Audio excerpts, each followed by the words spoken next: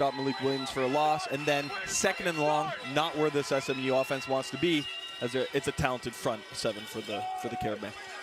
So a 2 and out. Near danger there for the Carabins. Louis Drolet had the punt go off his shin, but the Carabins will take over at about the 52-yard line, and this is where we get our first look at Pepe Gonzalez, the top freshman in the Quebec Conference, probably the top rookie in Canadian university football. Just a year ago, he was playing in the CEGEP Championships, lost in the semifinal, took over this job week 2 for the Quebec champions, and has not looked back since. This is what they like to do. They like the screen game. They like to get their playmakers in space. That's Enrique Jem Leclerc into Huskies territory. It's a pickup of 16 on the first snap from scrimmage for the Carabins. Yeah, and number 1 on this Montreal Carabins offense, it goes through him. You go back to the Quebec championship game, when they needed a big play, it was number 1, and they're going to start off today with going to their go-to guy. Conference All-Star, Jem Leclerc.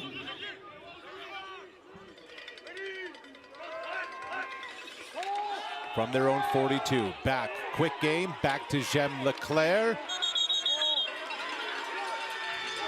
And that'll get to about the 33, close to a first down.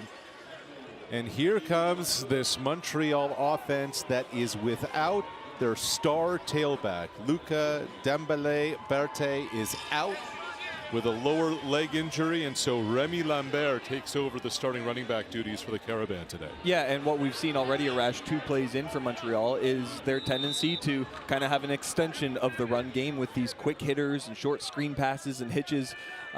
So there's lots of ways to get some positive yards on first down. Doesn't always have to be the straight handoff. Short yardage, this is what the Carabins do. They bring out their fullback, Matthew Barcelou.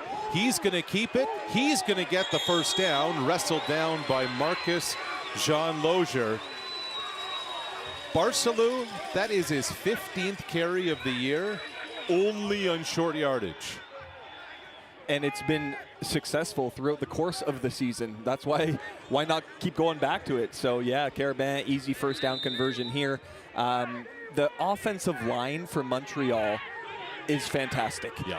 This might be their best O-line in several seasons, maybe the best under Coach Marco Idaluca. So that helps everything look a little bit better. Yeah, that offensive line allowed only 6 sacks the entire year. There's Lambert, not much room. Met first by Mikhail Biggs, the man in the middle of that St. Mary's defensive line. Yeah, Remy Lambert, not too many carries throughout the course of the season for the Carabins. We saw the starting running back, Lucas Dembele, you mentioned, limp off the field in the Quebec final a week ago, number 4. So the Carabins would love to have him in the backfield. Remy, we're told as well, like Dembele, can do a little bit of everything. Catch the ball, run the ball, so we'll see what 23 has for us today. From the St. Mary's 27. Gonzalez to his left. Gonzalez complete for the 3rd time today to Enrique Jem Leclerc. Good for the first down to the National Rookie of the Year last season. So how about Enrique Jem Leclerc? He's from Varennes, Quebec. Went to a prep school in Tennessee for his high school days. Then arrives in Montreal. Gets to play with Jonathan Seneca last year and now with Pepe Gonzalez. And they have developed such a rapport on throws like those. High percentage over the middle, and let Jem Leclerc go to work. The receiving core for Montreal, it's a talented group. So that's one way to help a rookie quarterback as well. He's got some great options. Gonzalez with time, and it's broken up in the end zone. Lucas Latulip, the sophomore from Halifax, forcing 2nd and 10. A big play here from the SMU secondary as we take a second look. Yeah, Henrique Jem Leclerc, he's a fantastic route runner, wrapping his way around the post, and then you see the closing speed at the end. Difficult to time that well without coming through the back of the defender and getting that pass interference play. So a great play there, first of the day by the SMU secondary. The Carabins had 25 red zone trips in the regular season. They had touchdowns on 20 of them. Here's Gonzalez, flushed to his left and flushed out of bounds by Isaiah Okoli. So the St. Mary's defense with a red zone stand on the opening series of the game, and it's the fifth-year man out of Surrey, BC, who gets it done for the Huskies. Yeah, and an important stop, too, for SMU on this opening possession for Montreal. You see Pepe Gonzalez there rolling out to his left. Not a huge scrambler. He can run. He does have some athleticism, but doesn't want to run the ball, keeping his eyes downfield, trying to find somebody, but that SMU secondary doing their job and coming up with a big stop early. So it'll set up a 21-yard field goal attempt for Philippe Boyer.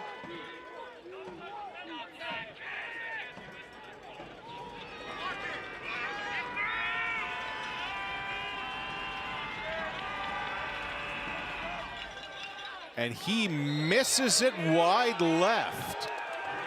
So it looked like the holder, Louis Drolet, was trying to spin that ball laces out. Boyer just misses it. And what a win for the St. Mary's defense, holding the Carabins to only 1 point on the opening series here in Halifax.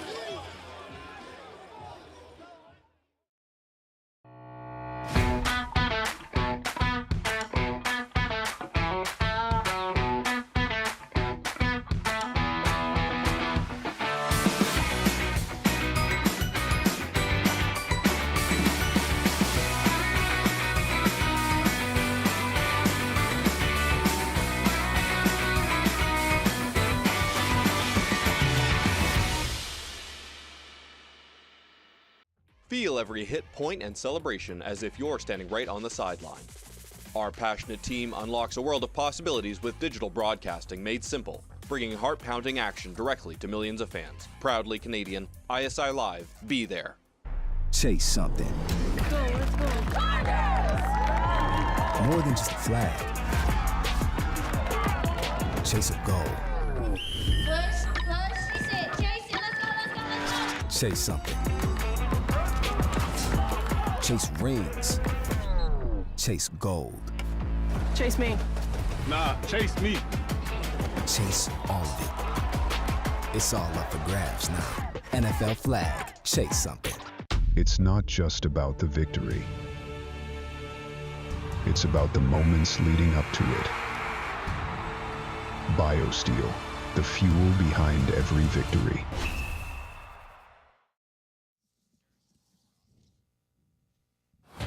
The champions of Quebec on the left, the champions of Atlantic Canada on the right, the Carabins and the Huskies.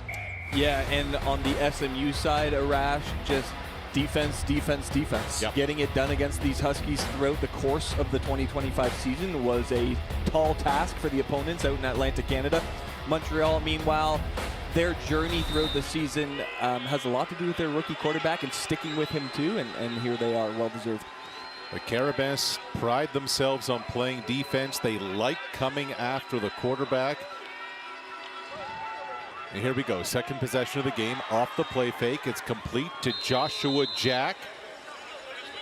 Jack is a speedster, back from a hamstring injury that bothered him late in the season. The senior from Brampton, Ontario. He collects 6, brings up 2nd and 4. Jack had a big game of 82 yards in the Loney Bowl last week in the win over St. FX. And for me, Arash, the ticket to success today for SMU is getting some of their playmakers, Joshua Jack being the main one, the ball in space and trying to make some plays that way. 2nd and short, back to Williams, and Malik goes nowhere. It's that big Montreal defensive front. Sammy Joe Suda was there to make the stop. And this is going to be a real challenge for St. Mary's today.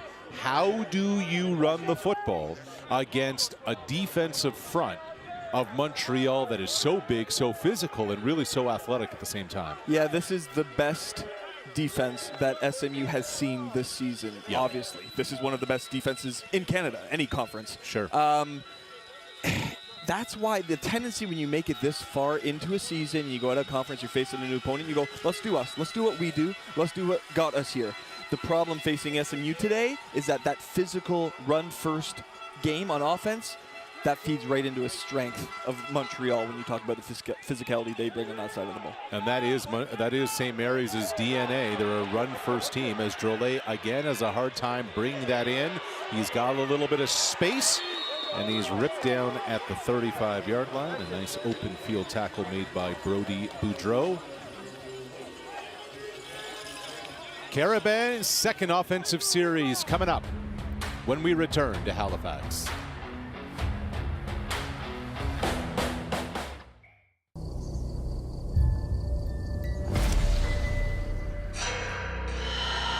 Elle revient toujours. Impossible de t'en débarrasser.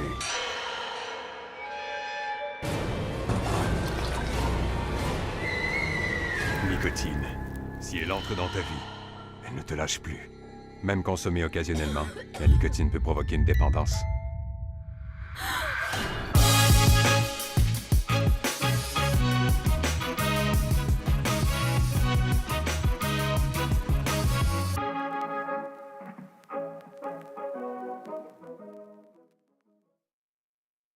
Hey U Sports fans, check out shop.usports.ca for this week's promotional item from the Nike Team Collection. Visitez le shop.usport.ca pour en profiter de la promotion de la semaine de la collection Nike Team.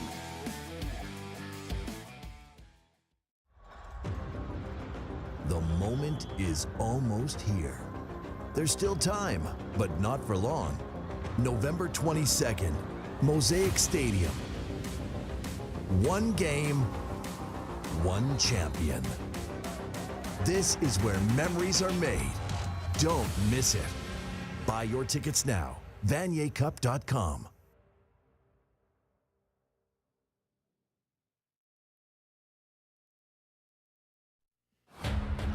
Pepe Gonzalez, Montreal Carabins, the nation's 6th leading passer as a freshman. Yeah, and number 2 in Canada in touchdown passes during the regular season with 19, next only to Laurier quarterback Cal Wither. So a fantastic freshman season for the young man behind center for the Carabins. And of course, you know, what stands out to me, Rash, is the way he bounced back a rough game earlier in the season against Laval. And here he is just getting better week after week.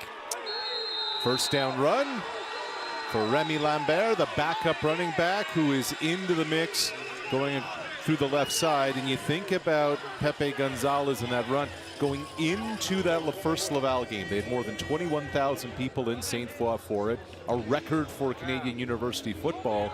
And when we spoke with Marco Idaluca this week, Montreal's head coach said Pepe thought he knew what he was getting himself into. And then he got to the stadium and, you know, there's the 4 interceptions that went on. But he said the next time you go back to Quebec City, the same stadium, as the pass is nearly picked off by Mikhail Biggs. The second time around, Gonzalez knew what he was getting himself into at Laval. The end result changes significantly. Yeah, through 4 picks. That was the game in mid-October, and he just bounced back with a great game in the Quebec final. There's Mikhail Biggs. How about a Mikhail Biggs INT? Did we have that one on our card for this afternoon, Arash?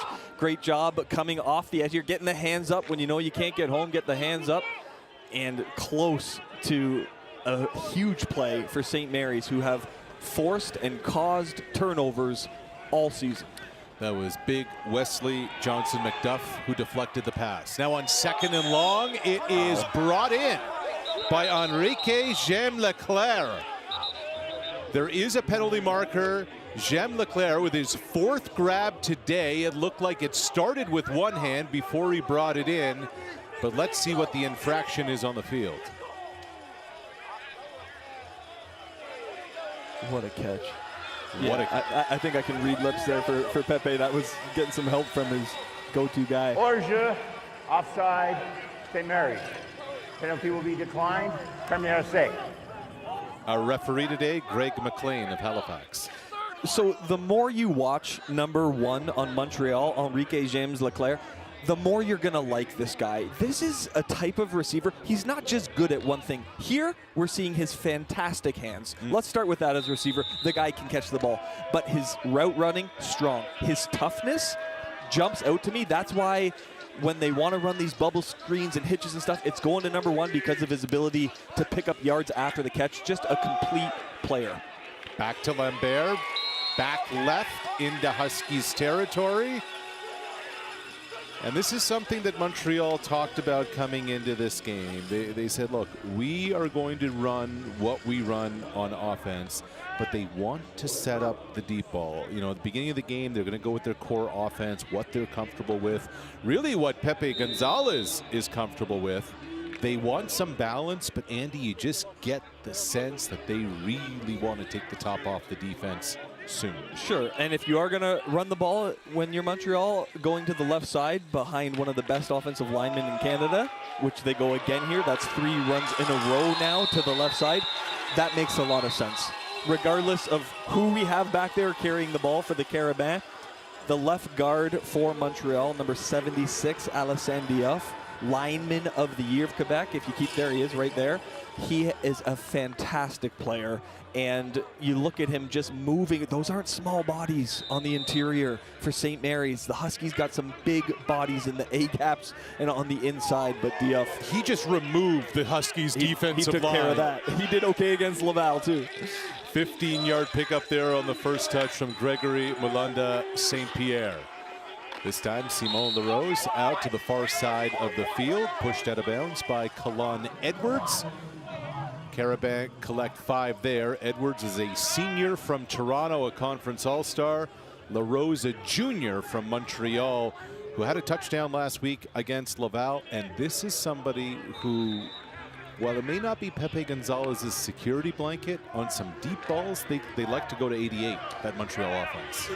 The Carabins are up there, Rash, for the most talented receiving core in the country as a group. So we talk so much about number 1 Leclerc, but there's lots of options for Pepe. There's another one. It's Hassan Dussault. 6 different Carabins to touch it today. He gets to the 30.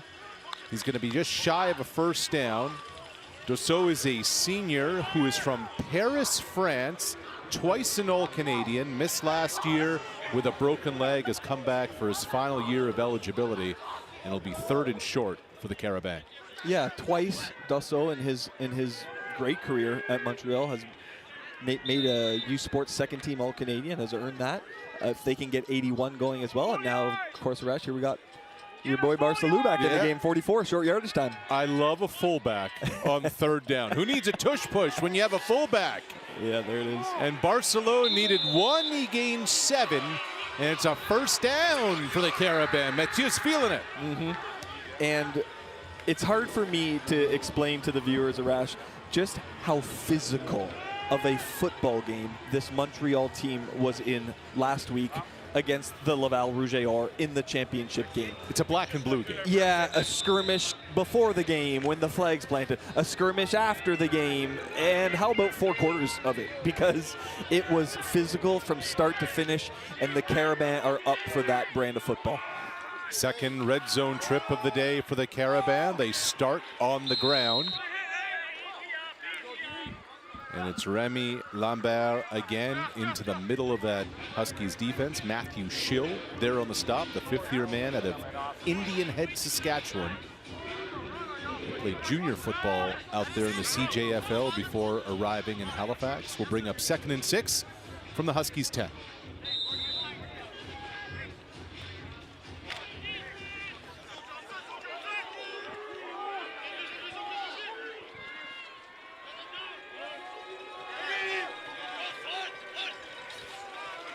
Gonzalez from the gun.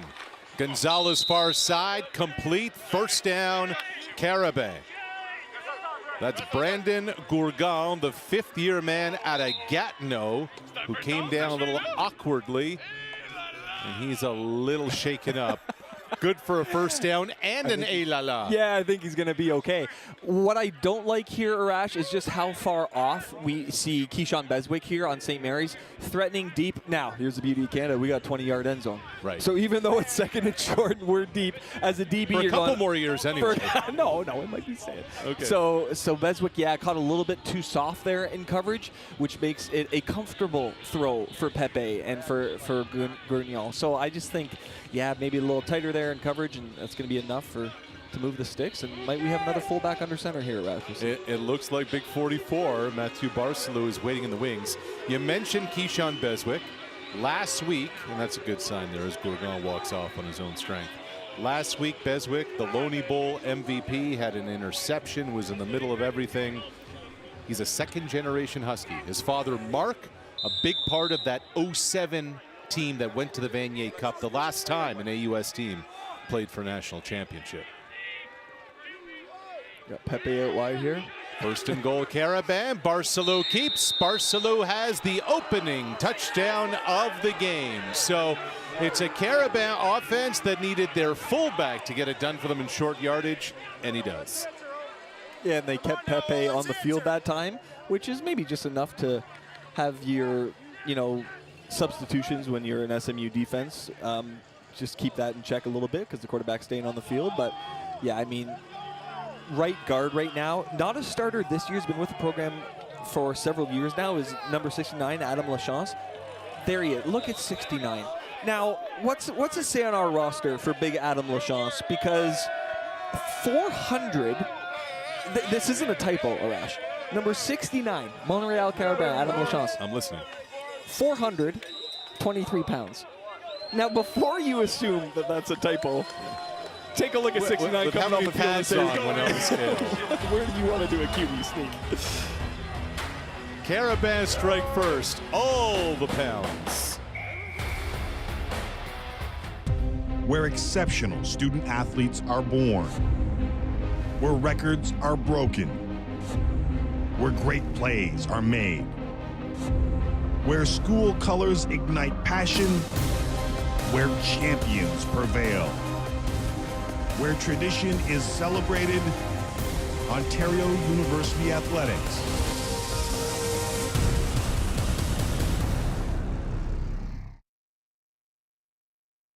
It's not just about the victory. It's about the moments leading up to it. BioSteel, the fuel behind every victory.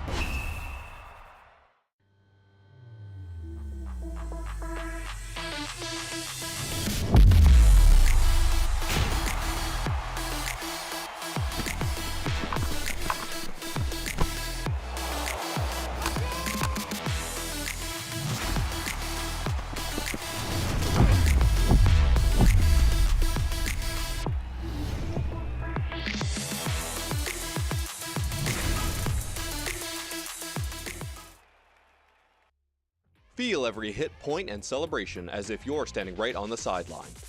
Our passionate team unlocks a world of possibilities with digital broadcasting made simple, bringing heart-pounding action directly to millions of fans. Proudly Canadian, ISI Live, be there. Well, the top two teams in Canadian University football descend on Mosaic Stadium in Regina for the 60th Vanier Cup next Saturday.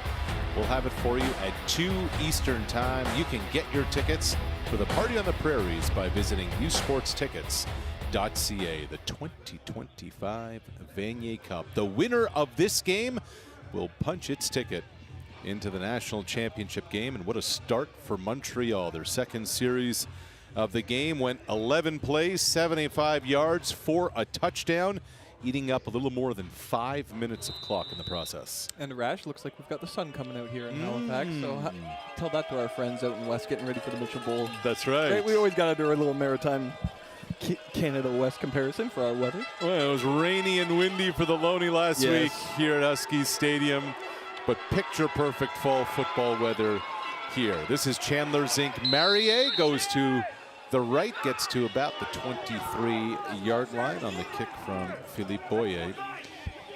So Justin Shibley in the St. Mary's offense, we kind of talked about it. Shibley had committed to Carleton, never really got a chance as quarterback there with the Ravens, left the program after 3 years, and had gone to the Ottawa Sooners, the Canadian junior team out there in Ottawa, when all of a sudden Steve Sumera's stepson shows up at practice one day and says to Shibley, there you see him, 17, hey man, what are you doing here? And that led to a conversation with Sumera, and Sumera and Shibley met for breakfast, and the next thing you know, Justin Shibley's on St. Mary's campus, as this pass is incomplete, intended for Zinc Marier. There's never a linear path to a starting quarterback job, and Justin Shibley discovered that on his road to St. Mary's. Yeah, definitely not the most straightforward of paths to getting to St. Mary's University campus for sure, but you talk to people around this program, Arash, and they're so impressed by what Justin Shibley has brought to this offense, not only in terms of his arm strength and capability, but more just kind of as a leader, something they needed and was helpful during this part of their program rebuild. They talked about the poise that Shibley brings. He's hit as he throws, nearly caught, nearly picked off, and it'll be a 2 and out. Good coverage there from Nelson Kameni. So the St. Mary's offense, 3 series, 4 total offensive yards, and this may have been their best look at it, but Kameni was right there in coverage. Yeah, and you see a pair of SMU receivers pretty close. You see Cherokee Robinson just on the right side of your screen there as well, pretty close to Keith there, so bleeding into each other's routes a little bit, but almost a big play. I do appreciate that Steve Samara recognizing you can't just be beating your head into the ground here against a strong Montreal front, trying to establish that pass, just unable to just get in rhythm early in this ballgame. And Cameron Brown's punt goes off the side of his foot out of bounds, sets up wonderful field position for the Carabins. Montreal will start at its own 34-yard line. Yeah, and Cameron Brown, he just missed that one, just off the side of his foot. He's the SMU punter. He's a good athlete. He's been a great player all season for this SMU team. Just one he wants to have back there early. Now the Carabins have this short field to work with already in field goal range.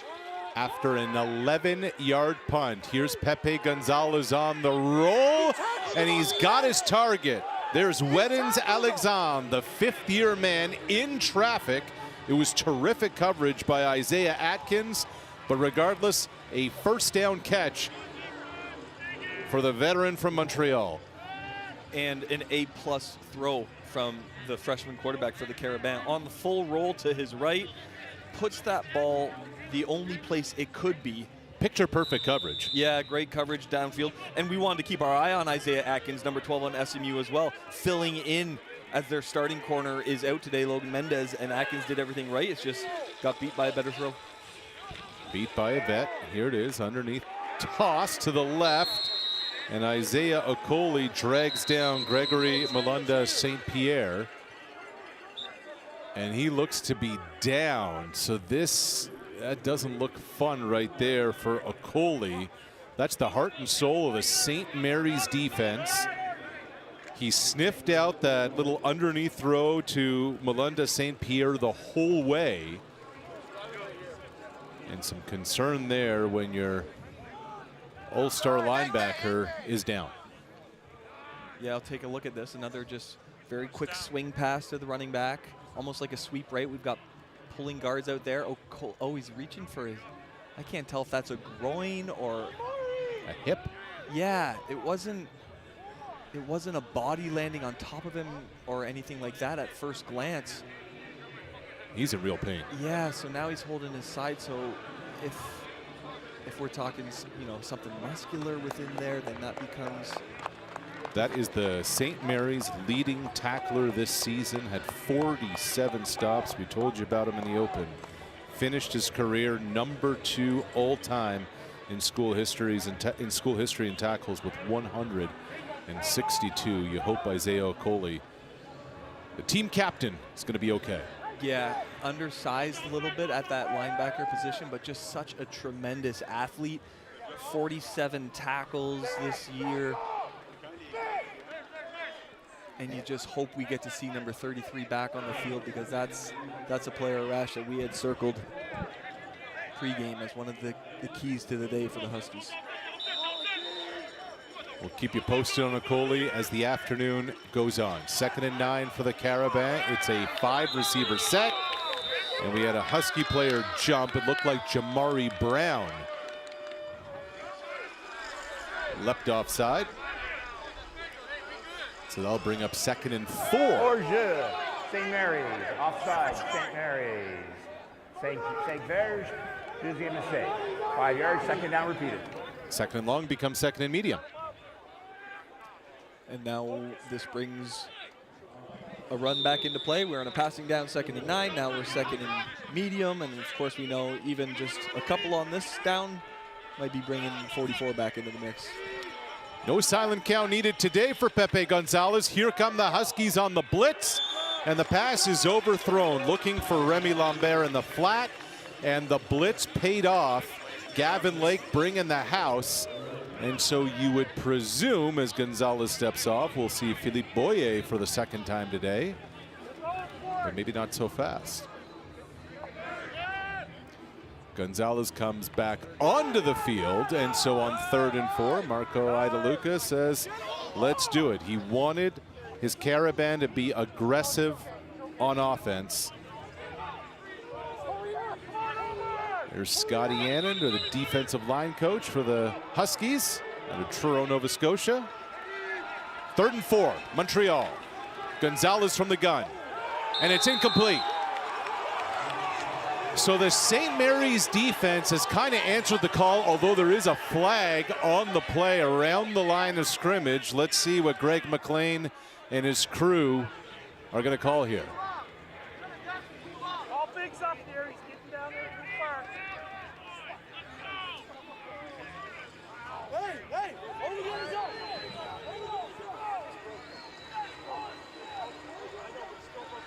Looks like we might have a roughing the passer here against the Huskies, who make it back-to-back plays now, Arash, in which they have brought pressure. And that might be a way to deal with a rookie quarterback who's come in with a hot hand. Give him something to think about. Send more than 4. Get some extra bodies in there. Oh yeah, it's late, and was that Zach Shirato? I couldn't tell who came off the edge there for the Huskies at that first look. It was definitely late, and that's going to be an easy call for the officiating crew.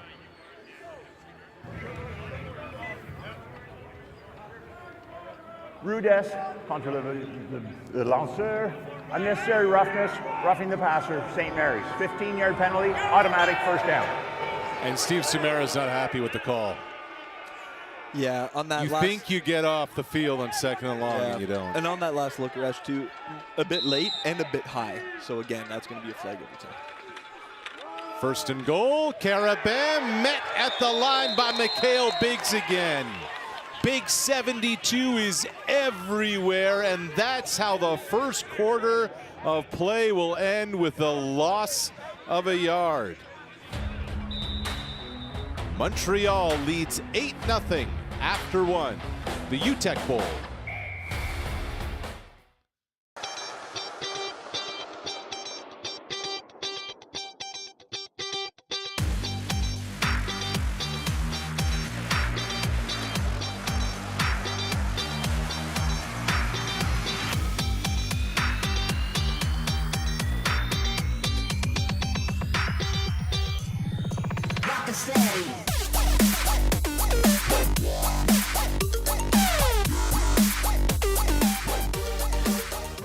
Where does bravery live? In William Danjanu, who's breaking the mold of a short track speed skater with every stride. And in Sonia Schmidt, who spends her off-season planting trees to afford her Olympic dream. It lives inside Mikkel Kingsbury, who dared to speak his dream out loud and then dared to make it come true. Where does bravery live? Inside every Canadian, in the moments that define us.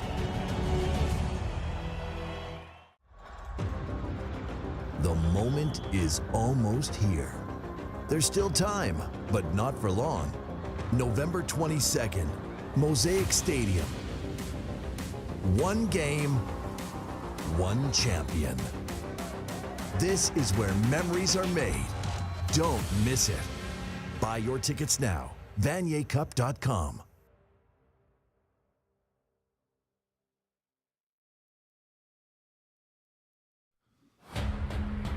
The nightcap of our doubleheader coming up next, the 2025 Mitchell Bowl. Queens with the upset over Laurier. Saskatchewan home after knocking off Regina. It's the Mitchell Bowl right here on CBC Gem. Mark Lee and Deshaun Stevens will have the call for you.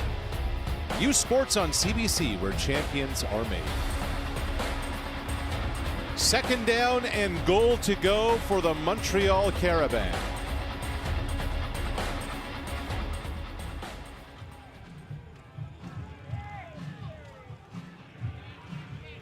Opening play of the second quarter.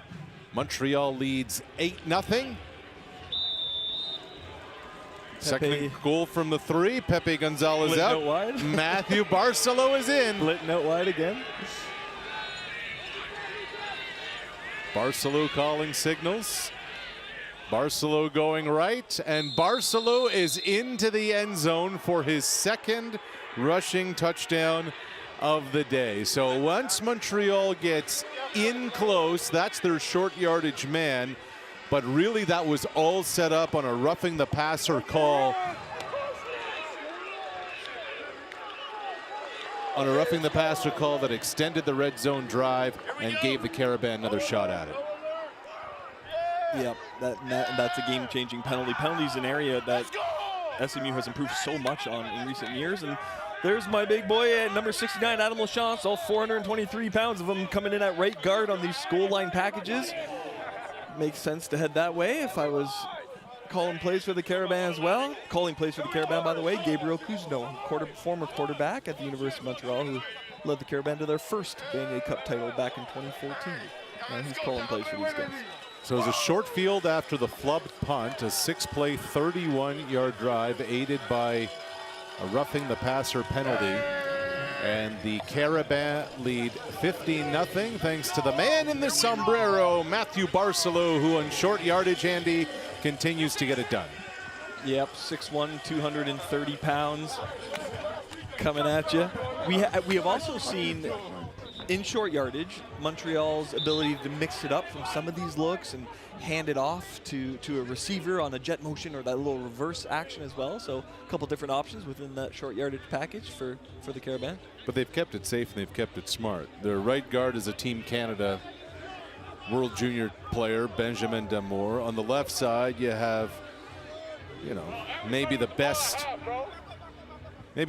offensive lineman in all of Quebec, and Alassane Diouf, and that's all they're doing. They're just running up the gut. And you know, listening to SMU head coach Steve Samara pregame, he talked about surviving the first quarter, which they did, hanging in there, and they were doing okay, and that's why that penalty seems so costly. Yeah. Holding Montreal to 3 in that situation would have been important, but now it's time for the Huskies to get something going on their end. They go with Zinc Merrier, who shoves off one tackle, crosses the 35 and past the 31 to about the 32. Nice return for Chandler Zinc Merrier, the redshirt junior from Bridgewater, Quebec. And you see that 10 straight wins for the RSEQ when they face teams from Atlantic Canada.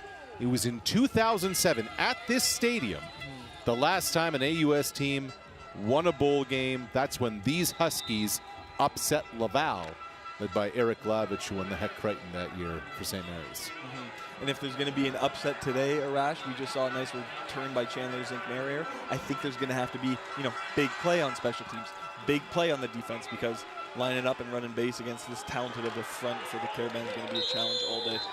Our first look at Liam Legg, the backup running back for St. Mary's, although they split the carries, Malik Williams and Liam Legg do. Stop on the play there made by Christophe Martin. Legg is only 5'9". You see him wearing number 27. Pretty good athlete. Played point guard in high school too, up there in Truro, Nova Scotia. Yeah, it's been a really nice running back combination for the SMU Huskies in 2025. Liam Legg, great change of pace coming in and being more than productive when he's had the ball in his hands. And of course, big Malik Beef Williams leading the way for this SMU rushing attack with 11 rushing touchdowns during the regular season. There's Liam Legg, and Liam Legg gets loose. Pushed out at the 30-yard line. And the biggest offensive spurt of the day comes from the senior from Truro, Nova Scotia. And this is our first time today, Arash, where we have seen this offensive line for SMU win up front. And they have some big bodies themselves on this offensive line. Alan Young in at quarterback, by the way, for that play for SMU. Justin Shibley out. Young normally doing their short yardage package, but they started last year, and Legg with a great rip-off saved by the kicker's net.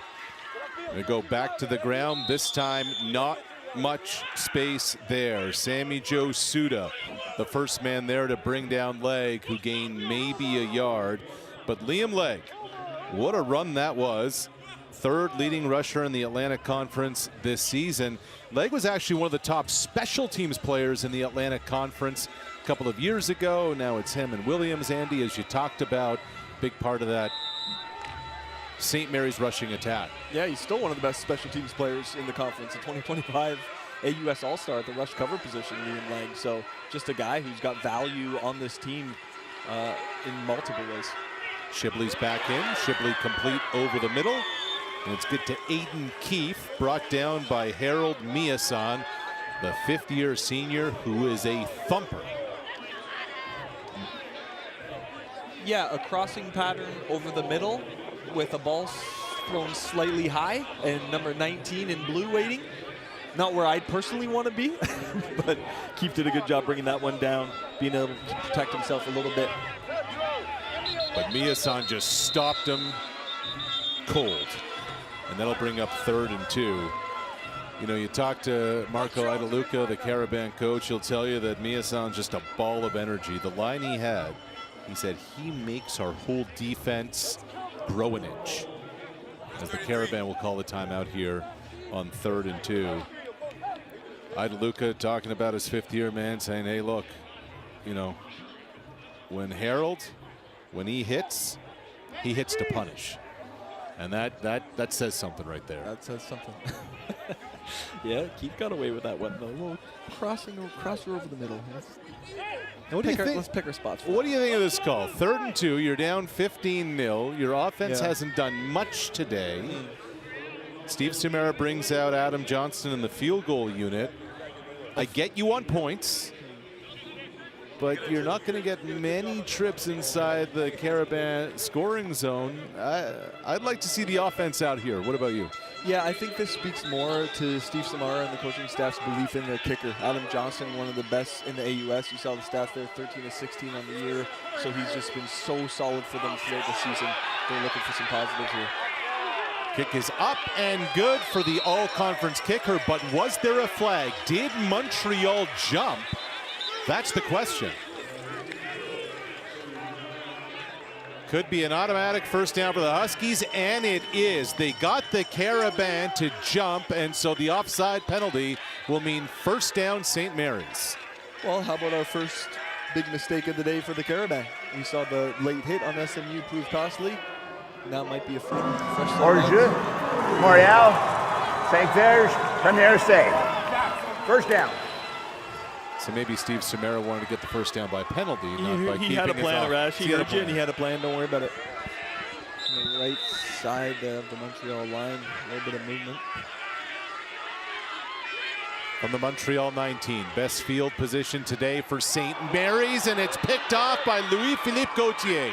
He had an interception last week against Laval late in the game, and the senior from Montreal rips it away. What a play by Louis-Philippe Gauthier.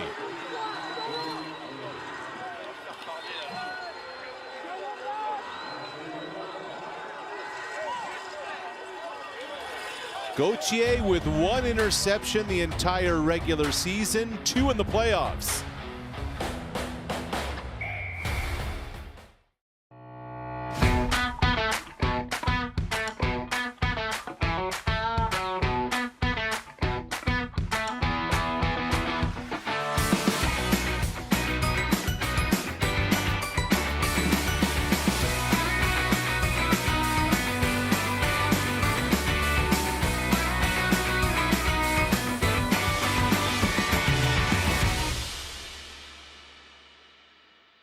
Feel every hit, point, and celebration as if you're standing right on the sideline. Our passionate team unlocks a world of possibilities with digital broadcasting made simple, bringing heart-pounding action directly to millions of fans. Proudly Canadian, ISI Live, be there. Chase something. Go, let's go. More than just a flag. Chase a goal. Push, he said, chase it, let's go, let's go, let's chase something. Chase rings. Chase gold. Chase me. Nah, chase me. Chase all of it. It's all up for grabs now. NFL flag, chase something. It's not just about the victory. It's about the moments leading up to it. BioSteel, the fuel behind every victory. Well, U Sports wants to hear from you about your viewing experience. Visit usportsfans.ca to join our fan advisory panel. Tell us about yourself and help shape future U Sports Championship broadcasts by giving your feedback and your chance to win U Sports prizes. Join the U Sports fan panel at usportsfans.ca. First St. Mary's trip into the red zone here in Halifax, and Justin Shibley picked off by Louis-Philippe Gauthier. Yeah, an experienced member of this Montreal secondary, a guy who was featuring in the Vanier Cup 2 years ago when the Carabins won that in 2023. And coming up with a big play moments after what looked to be a really costly penalty by the Montreal special teams. Defense that time bailing out their buddies on special teams with a big play. Meanwhile, here was a pass caught by Louis Drolet, but it's coming back on a holding penalty. So the St. Mary's defense has done okay. It's been solid so far. They've had their stops. The penalty, obviously, on the roughing extended the drive and led to a touchdown. And, you know, we talked to both coaches this week, and one thing Marco Idaluca said is, you know, you don't quite know what you're up against. You watch on film, there's no familiarity between these two teams. You don't really have an idea until you're up front from a physicality standpoint of what the discrepancy between AUS and our SEQ may be. Yeah, size, speed, those are things you need to experience firsthand as an opponent before you know. Arm strength too. Here's Pepe looking for Hassan Dussault. It's incomplete. Blanket coverage on the play. That ball just kind of hung in the air a little too long, and that was Lucas Latulip again in coverage. Yeah, and this is sort of the progression when you're facing the Carabins.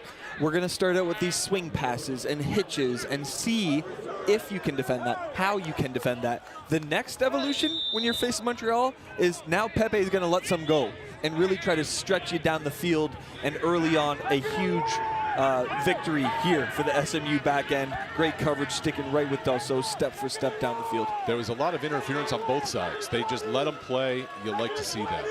Second and long, Pepe. He has to move to his left, and he's picked off. Onoche Amuda, pick six, St. Mary's. There is a flag. Amuda hits the gritty, but will it be for naught? That's what we need to find out.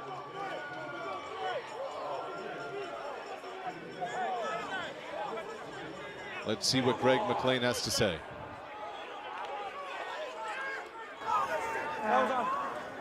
Retenir, St. Mary's, holding, après l'interception, after the intersection, 10 verges, St. Mary's, premier essai. So the interception will hold, the touchdown will not. And I'm not sure what Pepe Gonzalez saw here. Well, keep your eye on the back end pursuit here, Arash, because as he starts to roll, I believe that might be Romario Reed chasing him down, and he gets just enough, a piece of his arm, right, to affect the throw. So Amuda gets the interception, but credit goes to the trailing defensive end on the Huskies, and I'm pretty sure that was Romario Reed with fantastic pursuit and athletic, kind of undersized D end who makes the play there leading to the pick. Really good field position for the Huskies. Here's Malik Williams, who crosses the 20 and met by a swarm of Carabins. In the middle of that is Mohamed El Shell with the stop. It'll be a pickup of 7. What a play by Amuda, the junior from Scarborough, Ontario. He's a backup to Aiden Simpson, but he gives St. Mary's their best starting field position on a drive here with 5 minutes gone by in the second quarter. The Huskies knocked on the door in their previous series. Here they are again inside the Carabin red zone on 2nd down and 4. 5 receivers set for Shibley. He scans, he fires, it's complete. And it's inside the 5-yard line, and that's Chandler Zinc-Marier with the first down catch. A great start to this drive for the SMU Huskies. We saw Malik Williams in there with positive yardage on first down with that pickup of 6, setting up very short, second and manageable. Shibley here delivers beautifully. Zinc-Marier, an athletic player who's dynamic on special teams. Here we see him in the slot to the boundary, settling nicely in that zone. He's not going to plow his way into the end zone, but he's able to find those soft spots, and SMU need to punch this in. Malik Williams had 3 touchdowns last week against St. Avex. He has stood up inside the 5 this time. It's Mohamed El Shal again, the first man there.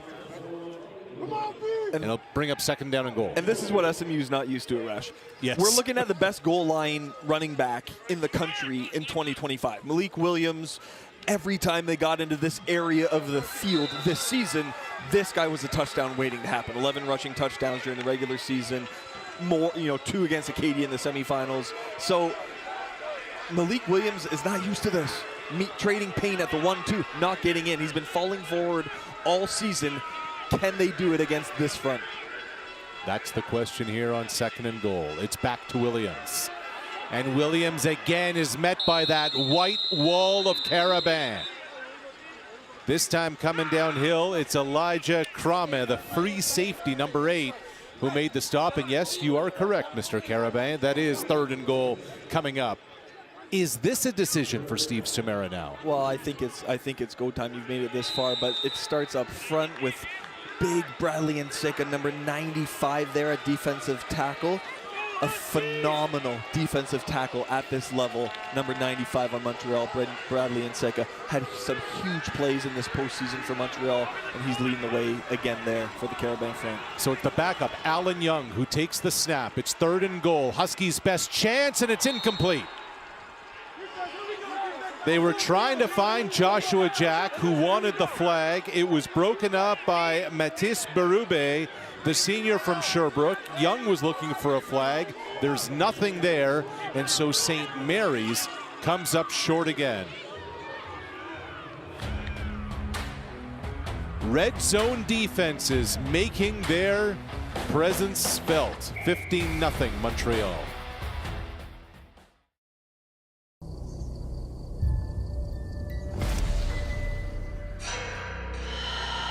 Elle revient toujours. Impossible de t'en débarrasser.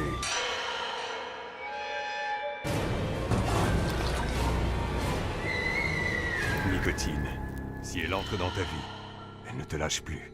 Même consommée occasionnellement, la nicotine peut provoquer une dépendance.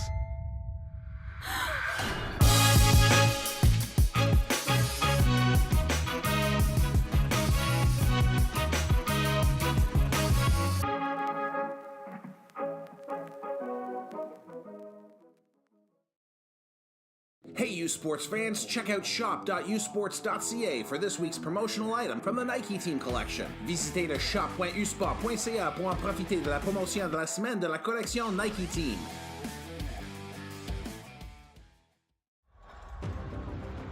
The moment is almost here. There's still time, but not for long. November 22nd, Mosaic Stadium. One game, one champion. This is where memories are made. Don't miss it. Buy your tickets now. VanierCup.com.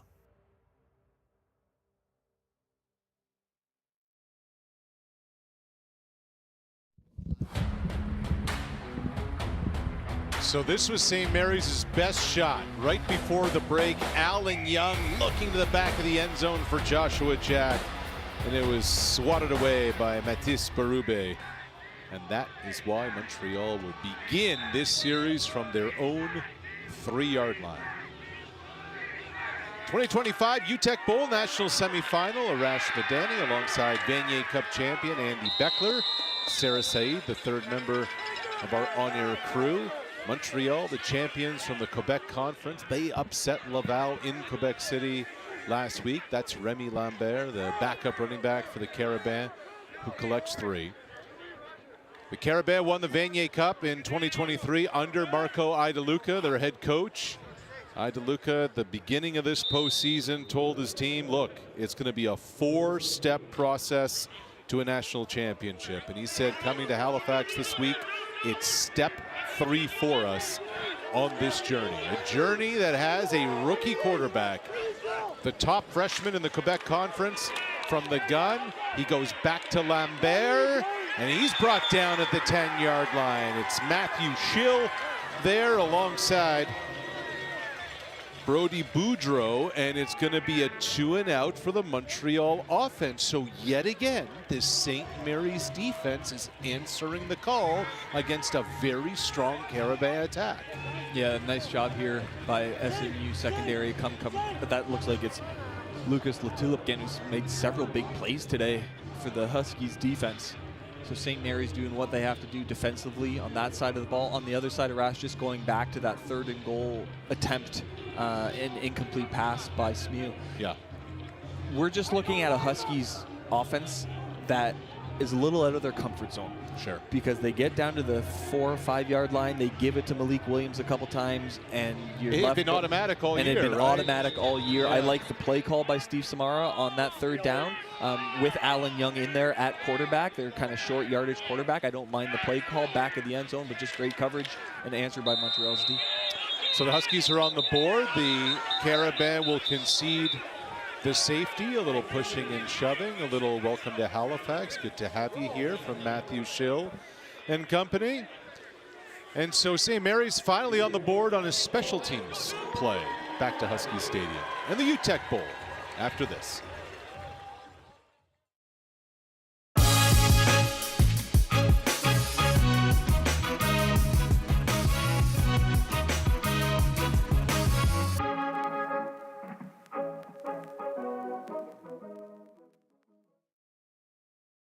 Delaney, Northwest Territories, the birthplace of hockey. Here, you'll find a community full of history and tradition. A community that Quaker surprised by transforming their arena kitchen into a Quaker breakfast bar. Stocked with our Canadian whole grain oats, it's now a place to gather, to eat, and to celebrate. We're proud to feed the passion for hockey in the place where it all started. Because we believe, no matter where you're from, you've got this. Hey, U Sports fans, check out shop.usports.ca for this week's promotional item from the Nike Team Collection. Visitez le shop.usport.ca pour en profiter de la promotion de la semaine de la collection Nike Team. Where does bravery live? In Marie-Philippe Poulin, who went from playing in a boys' league to trailblazing a pro women's league. And in Cynthia Appia, who refuses to let the high cost of sports slow her down. It lives inside Piper and Paul, who use every fall as a chance to bounce back even higher. Where does bravery live? Inside every Canadian, in the moments that define us.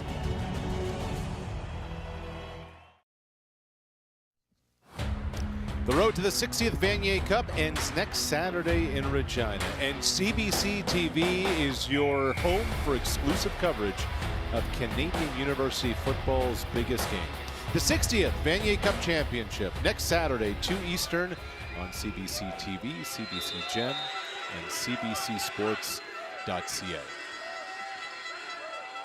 Huskies begin from their own 35. The shadows cascading down on Halifax. A pickup of 5 there for Malik Williams,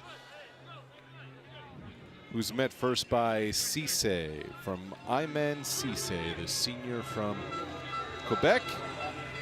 Bring up second and medium for St. Mary's. The goal line has been an issue for the Huskies. Short yardage has been an issue, and that's something big Malik Williams, the 50-year man out of Ajax, Ontario, has not had to deal with for much of the season. This time, misfiring on the throw was Justin Shibley looking for Cherokee Robinson. Cherokee Robinson, an explosive player for SMU. One that we haven't seen today. We haven't seen them get him going yet today, but someone you'd like to see them get the ball in his hands any way they can. One of the most athletic and explosive players on this SMU attack. that front, I'll say that offensive line for SMU holding their own. We saw, gain of 5 on first down there by Malik Williams. Those are the types of positive first down plays that SMU needs. Now it's just a matter of finishing that up on the back end and getting this passing game into rhythm. 2-and-out St. Mary's, Cameron Brown. Line drive kick, a no yards penalty will come with it. Louis Drolet was able to field the football, and Montreal will have good field position as we come up on 5 minutes remaining in the opening half. And you saw another low punt there by Cameron Brown. I'm not sure that these aren't by design. You go back and watch the last couple of weeks of football for this SMU team, and there's been so many of these kind of low line drive punts. When they hit the ground, that's a nightmare for a returner. I used to return punts back in the day, Arash. I'm telling you, give me a punter with a big leg who booms him in the air. That's fun. That's fine all day. These hard low liners, great job that time by Montreal Turner Rodrulé to get under it, make the catch. Now you got 15 yards on St. Mary's, and you're in great field position. Inside Huskies territory to open the series. They like Enrique Jem Leclerc. They like him in space. And he gets to the outside and close to a first down. They went in the air to Jem Leclerc to begin the ball game. 4 straight throws out to the sophomore, and now trying to find different ways to get him the football as he picks up 7. Yeah, I mean, look, he's turned into one of my favorite receivers in the country to watch, just because of how many different things he does well. We saw him in the Quebec Championship game score on a reverse dive for the pylon. He had a huge day, 11 catches that day, over 100 yards to go with his rushing touchdown. So just a fun guy to watch at every level. Back to Lambert. He's got the first down, and he's got more. There goes Remy Lambert with the stiff arm and shoved out of bounds at the 3-yard line. Ryan Butler was able to push him to the stripe, but not before a pickup of 41 yards for the junior out of Vieux-Montréal. And this is where Montreal starts to lean on you a little bit. Late second quarter, late fourth quarter. These are the times when defenders can start to get a little bit tired, especially the big boys up front. And that time, just perfect blocking by that Montreal offensive line as you see Lambert shoot through. Not touched until about 15 yards down the field at an ankle. So just a huge win up front, and now here comes the big package. Barcelou is back in. Longest run of the year from Lambert. Barcelou shoves. Looks like he didn't quite get there. Marcus Jean Lozier had the football, but the play was whistled dead. So maybe a gain of a yard or two to bring up 2nd and goal from the 1. What do you think's coming next, Arash? I like big 44, and the question is, do I go behind my all-Canadian left guard, or do I go behind my 311-pound Dude, 311? Right guard. No. You just bypassed something. Number 69, Adam Lachance. Right, he's in on this package. Sure. 423 pounds. It's a lot of steak. The first number is a 4. Pepe's out here, but let's see if he's just splitting out wide again, keeping people honest. Yep, he's going to go hang out here. And behind 423-pound Adam Lachance. There's the hat trick. There he is. There's the 3rd touchdown of the day for Barcelou. Look, the U Sports Rugby Championships, that concluded recently. Yes. Don't want you to confuse yourself what you're watching here early on. I tell you what, there it is. Barcelou had 38 rushing yards the entire year. He's had 17 today on 3 touchdowns. And he won 2, 1, 2, 3. Yeah, there we go. And it's not halftime yet. No, it's not. And it's not halftime yet. And Adam Lachance loving it. I can't believe that. 423. Philippe Boyer on for the extra point. The celebration on the Carabins sideline, and it's Montreal leading 22-2 with 3.5 minutes to go before the half. The third member of our crew, Sarah Saeed, standing by for our halftime show here at the 2025 Uteck Bowl. Just a reminder, the second game of our doubleheader, the Mitchell Bowl, Queens, Saskatchewan, is coming up next on CBC Gem. Mark Lee and Deshaun Stevens will have the call for the Huskies and the Gales. Queens with the upset win over the Laurier Golden Hawks last week. Saskatchewan knocking off the University of Regina. I think a lot of people looked at Laurier, they looked at what Cal Wither was doing, and they thought it'd be automatic that the #1 team in the country would be headed west. Not so fast. The Queens Gales are in a national bowl game. Steve Snyder doing an excellent job with that program in Kingston. Queens strong on all three phases of the game, so just put together an excellent performance there. And then, you know, we led our show a rash with a little AUS drought here in terms of last Vanier Cup title, last Vanier Cup appearance for an AUS school.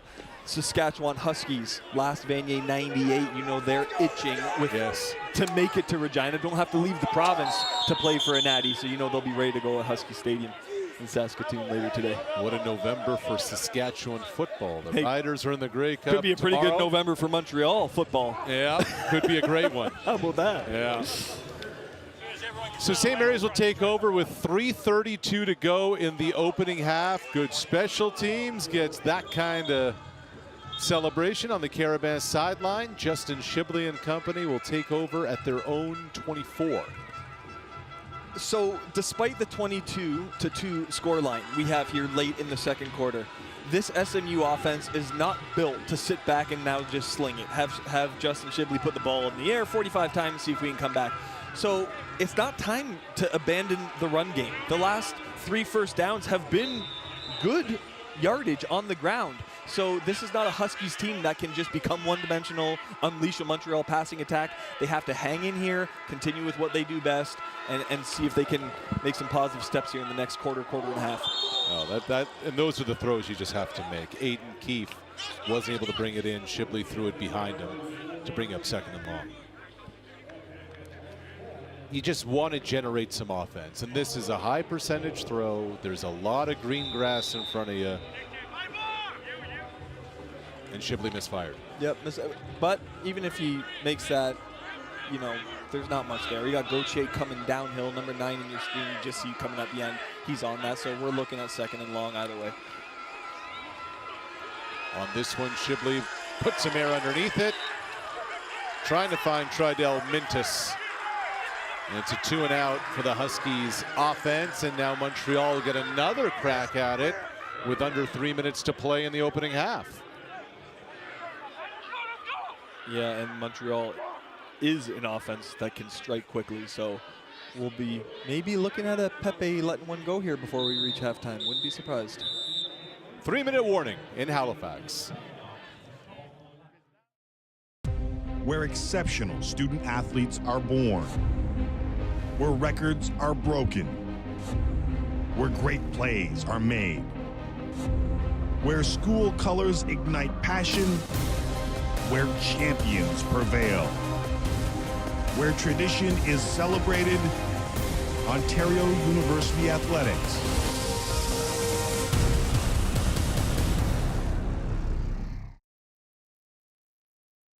It's not just about the victory. It's about the moments leading up to it. BioSteel, the fuel behind every victory.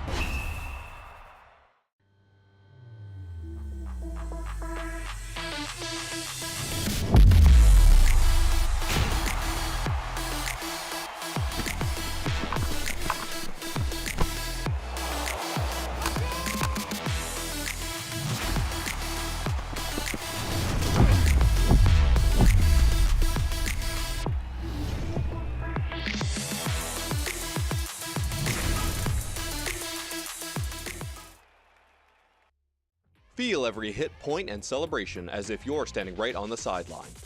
Our passionate team unlocks a world of possibilities with digital broadcasting made simple, bringing heart-pounding action directly to millions of fans. Proudly Canadian, ISI Live, be there.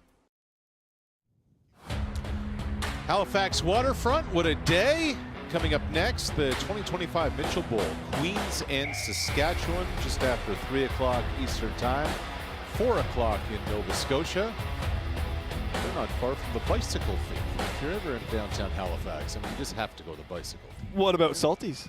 Yeah, or no, is closed. Ah! Yes. I'm sorry, all my references are dated. Yes. Cow's Ice Cream right beside Salty's still there. Dear. Cameron Brown on to punt for the Huskies. Spiral kick will be fielded at the midfield stripe by Louis Drolet, and he'll hop out at about the 44 or so yard line. Zach Sherrato forced him out of bounds. Yeah, if Louis Drolet can continue to do that the rest of the day, catch these low liners in the air, the Carabins special teams are going to be winning that battle and doing themselves a favor with another great starting field position here for the Carabin offense. Feels like most of the day they've started in Huskies territory. Pepe Gonzalez, the quarterback for Montreal, born in Mexico, moved to Canada at the age of 7, grew up on the West Island of Montreal, won a high school championship, this time complete out to Hassan Dosso, who is immediately met by Marcus-Jean Loescher. Check that, Ryan Butler, the free safety. After high school, Gonzalez went on to play cégep football at Andre Grasset, where he was introduced to an Idaluca. Not Marco Idaluca, the Carabin coach, but Tony, Marco's brother. Last year, Grasset got to the semifinals in cégep football, lost to Champlain-Lennoxville. Pepe showed up on campus in Montreal only late in the summer. Here on 2nd and 8, Gonzalez puts some air underneath it into double coverage, and there is a flag. Isaiah Atkins saying, hold on, I didn't do anything wrong. A corner never does, of course. Gonzalez trying to find Simon LaRose. I don't know, Arash. I might have to be with Atkins on this one. It looked like he was in good position, kind of fighting for body position here to turn around and find the ball. See, he even turns his head there at the end. There's not much there. No, that's no flag for me. So I'm with Atkins on that one. Again, the SMU secondary, I've been impressed with today. Yes. Every time they've tried to stretch him, test him, Atkins and company have been there. So Husky secondary is standing strong. Yeah, the call pass interference. We got it. We got it. It's a weak call. Yeah, well, and I guess the problem is when you're facing, Steve Samara unhappy, and I get that. When you're facing a quarterback who stretches the field and tests you down the field like that, it can lead to some of those calls as well. Like that's part of the challenge as a secondary. You're in great position, you did your job, and unfortunately, you're still punished for it. There's Gregory Melendez St. Pierre, who's tripped up by Romario Reed. There's some, and Jazante Smith also there on the stop. There's some really nice pieces on the back end of this SMU secondary, Arash. We talked a little bit about Keyshawn Beswick last week in the big game he had in Maloney. Ryan Butler had that tackle on the first play of this drive. Butler, a fantastic free safety. Leading the nation in interceptions. So a lot of really nice pieces. And the one we had a question mark about today, number 12, Isaiah Atkins.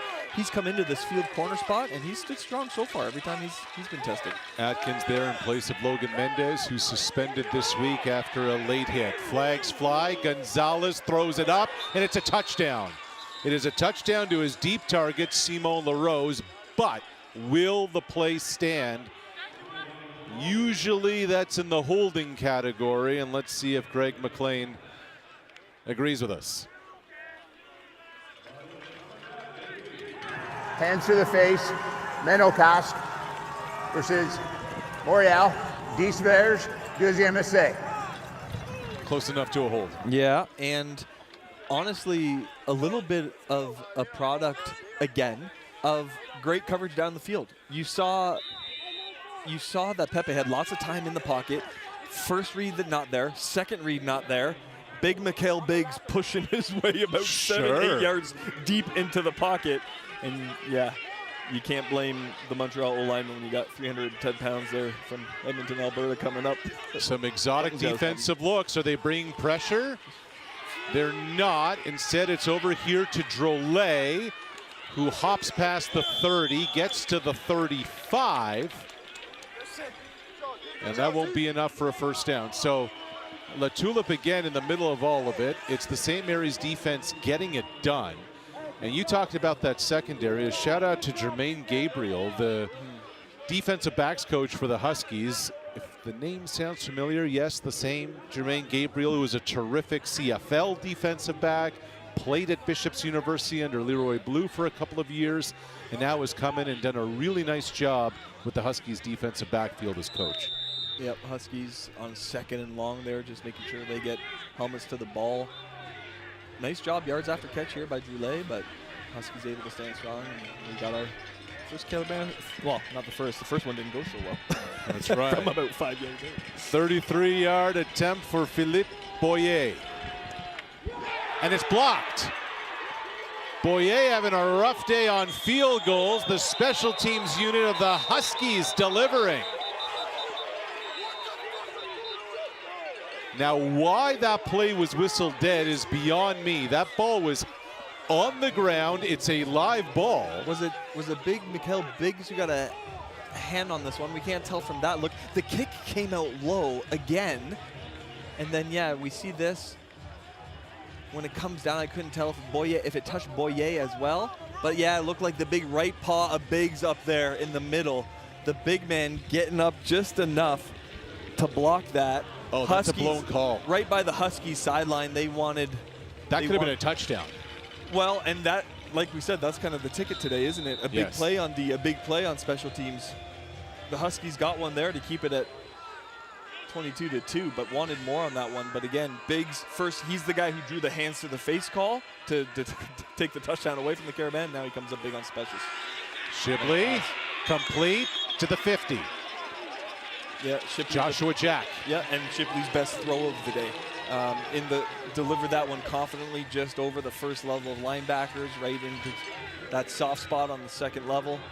Joshua Jack, the guy we said needs to get going. Probably the most athletic and explosive player on this SMU offense. Maybe Cherokee up there as well, but definitely someone they need to make a difference today. Zink Mario's turn now. Yeah, Shipley finds him into Carabin territory out at the 46. And so now suddenly we're starting to see the St. Mary's offense go a little bit. Shipley first finding Joshua Jack, then Zink Marier. And those are the kind of plays St. Mary's wants. Trying to find your receiver in a little bit of space and then let your playmaker go. Yeah, and St. Mary's looking good kind of in their 1-2 minute drill here as well. Going with the underneath coverage again. Cade Smith on the outside, number 21. Doing a good job on his man. Anytime you get big gains like this, it means someone downfield's usually doing their job. That time it was Cade Smith helping out his buddy. Huskies on the move a bit. 18 yards to Jack, 15 yards to Zink Marier. Climbing the ladder for the catch is Chandler Zink Marier. What a grab for the redshirt junior out of Bridgewater, Nova Scotia. Acrobatic catch for Chandler Zink Marier. Yeah, the athleticism on full display here. You're looking at a guy who led the AUS in all-purpose yards this season with over 1,000. He can catch it, he can return it, and apparently he can go up the ladder and get it too, even though he's undersized. Incredible catch. Our first look at Cherokee Robinson, the all-conference receiver for the Huskies, the leading receiver in the Atlantic Conference this year. Under a half minute to play in the second quarter. So this isn't the SMU offense on a normal day, Arash. We know that. We know this is a run-first team, but now we're seeing their 1 minute drill. And we haven't seen Justin Shibley look this good all day. Or this comfortable. So at a certain point in the second half, you're going to be going to the locker room going, that 1 minute drill was okay. Yeah. Are we sure we shouldn't be speeding this up, Heenan? But we'll see. We know the Carabin also like to come at the quarterback, so keeping Shibley upright will also be a challenge. They did there. The pressure was picked up. And another completion and another first down, this time to Cade Smith as the clock ticks to 22 seconds remaining in the first half. And now it's about finishing, right? We saw the Huskies on 3rd and goal earlier in the half, unable to convert. This has been a fantastic drive, their best of the day, but we need to finish it. Getting to the 9-yard line, back to Zink Marier. Louis-Philippe Gauthier there with the stop, 17 seconds to go. They collect 5 on that one. Hey guys, come on now, let's go. we mentioned, SMU being kind of in their 1-2 minute drill here at Rash. You kind of feel like Montreal as well might be in a little bit of the same from a defensive perspective in terms of kind of some of the softer coverage throughout the course of this drive. That also doesn't fall in line with the Carabins, who we know are aggressive, like to come after the quarterback. Haven't been sending more than 4 much. When are they going to take their chance and send an extra body Shibley's way? So 17 seconds to go. Sumera uses the timeout. 2nd and 5. You need a touchdown. What do you like here? What do you call here as Alan Young and Justin Shibley listen to their coach?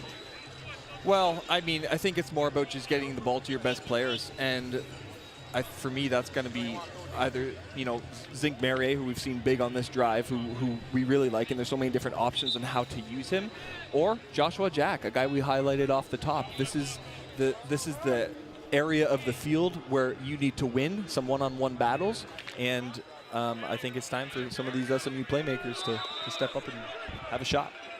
2nd and 5 from the 9.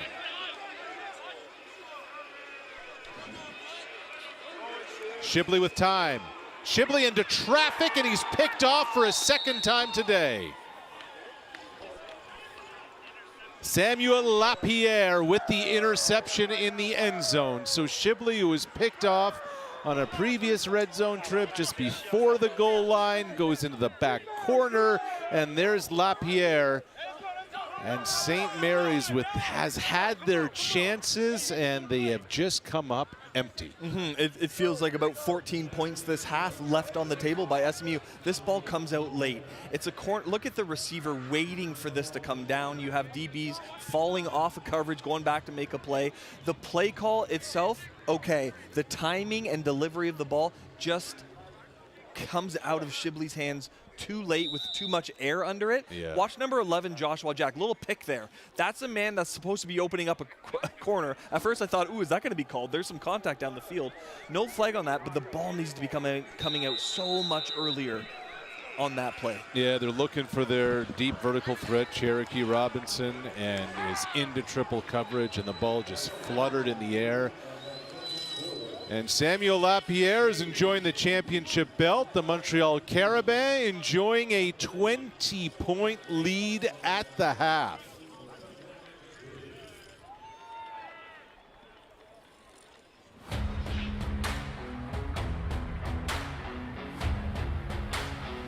A 3-touchdown first half for Mathieu Barcelot. And the Carabin defense have kept St. Mary's off the board.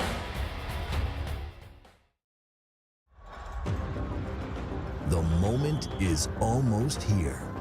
There's still time, but not for long. November 22nd, Mosaic Stadium. One game, one champion.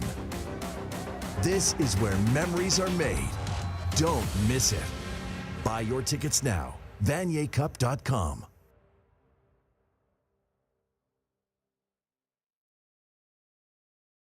Chase something.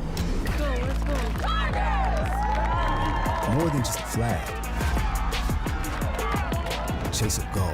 Push, he said, chase it, let's go. Chase something. Chase rings. Chase gold. Chase me. Nah, chase me. Chase all of it. It's all up for grabs now. NFL flag. Chase something.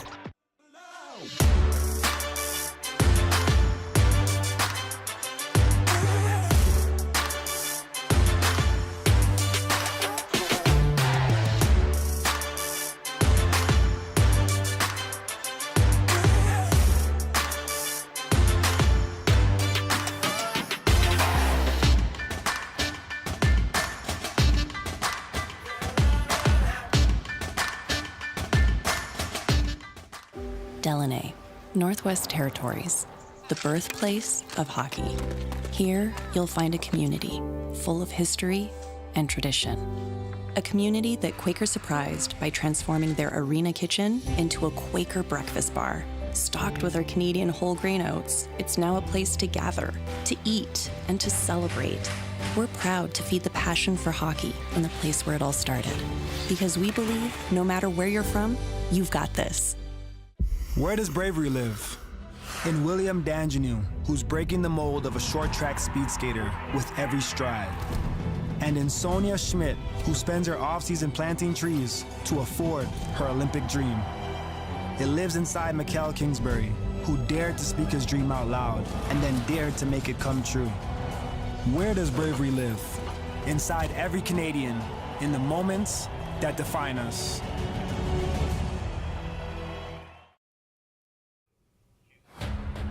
Welcome back to the Uteck Bowl on CBC. Earlier this week, I spoke with Sue Uteck about the legacy of her late husband, Larry Uteck, who the Uteck Bowl is named after. Larry was a leader, coach, and community builder whose impact on St. Mary's and Canadian University football is still felt today. Hi, I'm Sue Uteck. I'm Larry Uteck's widow, and we're here today and looking forward to the first time in 15 years of celebrating the Uteck Bowl here in Halifax.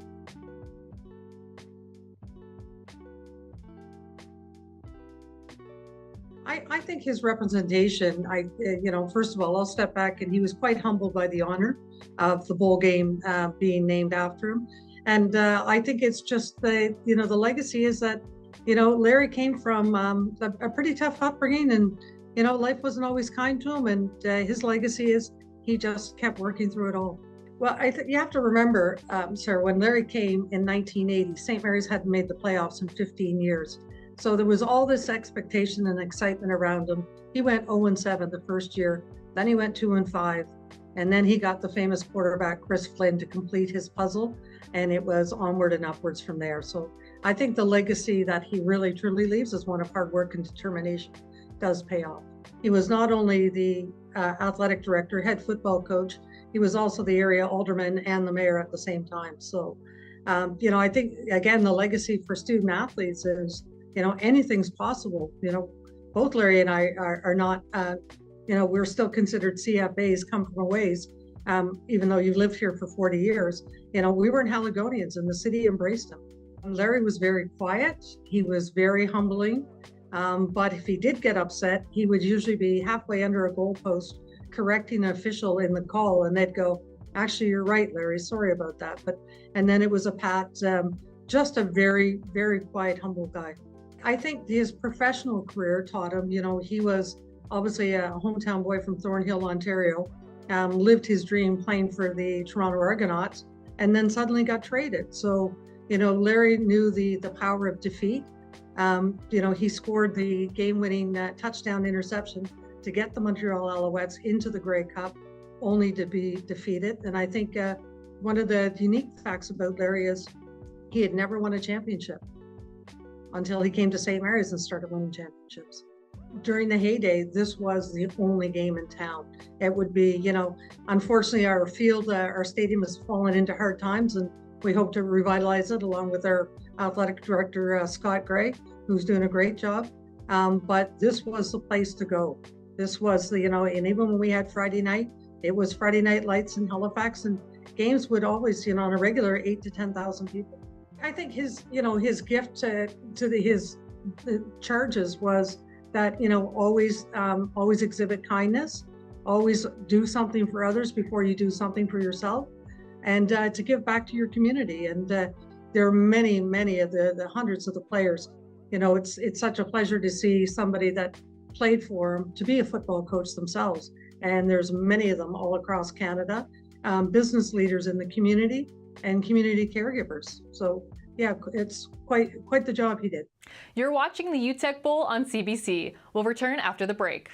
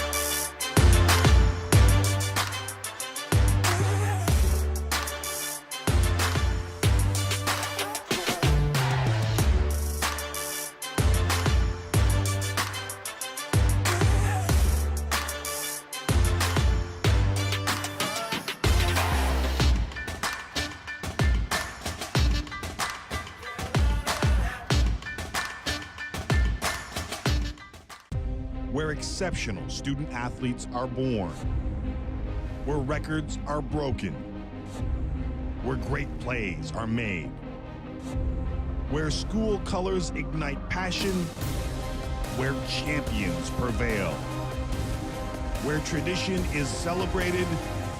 Ontario University Athletics.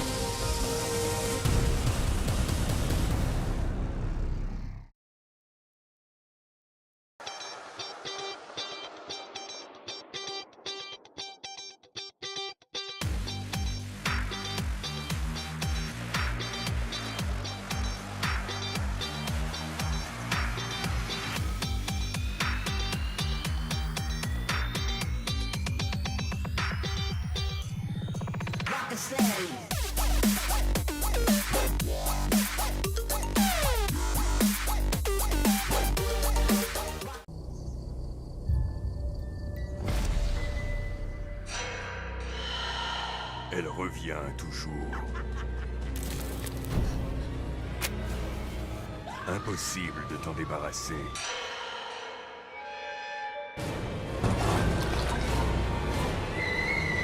Nicotine. Si elle entre dans ta vie, elle ne te lâche plus. Même consommée occasionnellement, la nicotine peut provoquer une dépendance. Where does bravery live?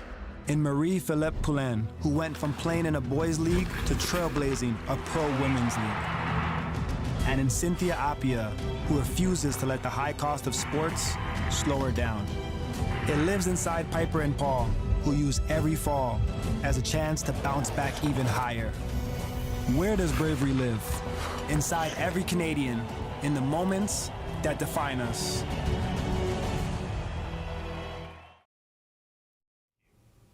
Welcome back to the Uteck Bowl on CBC. Up next, Mark Lee and Deshaun Stevens preview the 2025 Mitchell Bowl happening today at 3 p.m. Eastern in Saskatoon. Saskatoon, Saskatchewan, the Paris of the Prairies, where today the Mitchell Bowl will feature two very evenly matched football teams in the Queens Gales and the Saskatchewan Huskies.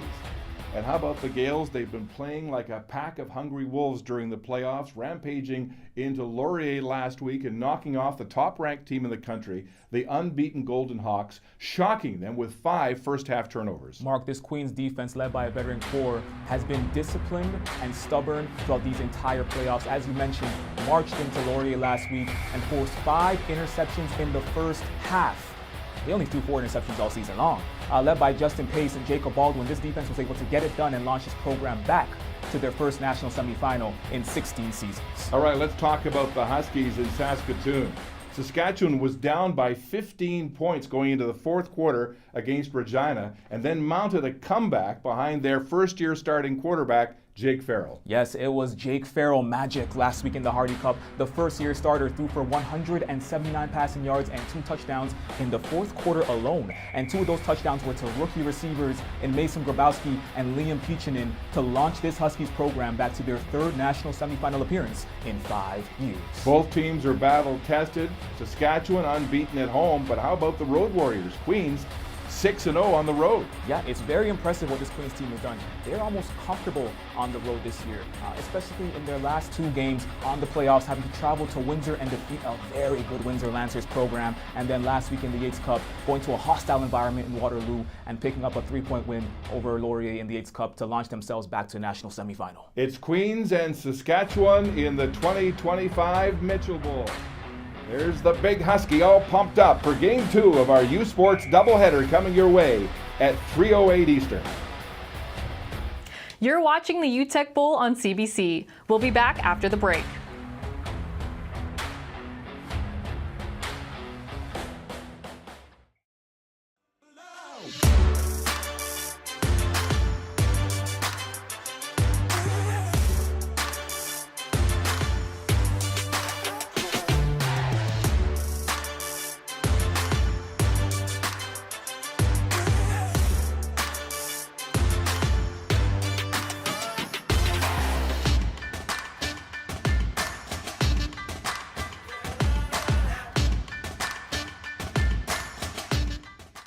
Delaney, Northwest Territories, the birthplace of hockey. Here, you'll find a community full of history and tradition. A community that Quaker surprised by transforming their arena kitchen into a Quaker breakfast bar. Stocked with our Canadian whole grain oats, it's now a place to gather, to eat, and to celebrate. We're proud to feed the passion for hockey in the place where it all started. Because we believe no matter where you're from, you've got this. The moment is almost here. There's still time, but not for long. November 22nd, Mosaic Stadium. One game, one champion. This is where memories are made. Don't miss it. Buy your tickets now. VanierCup.com.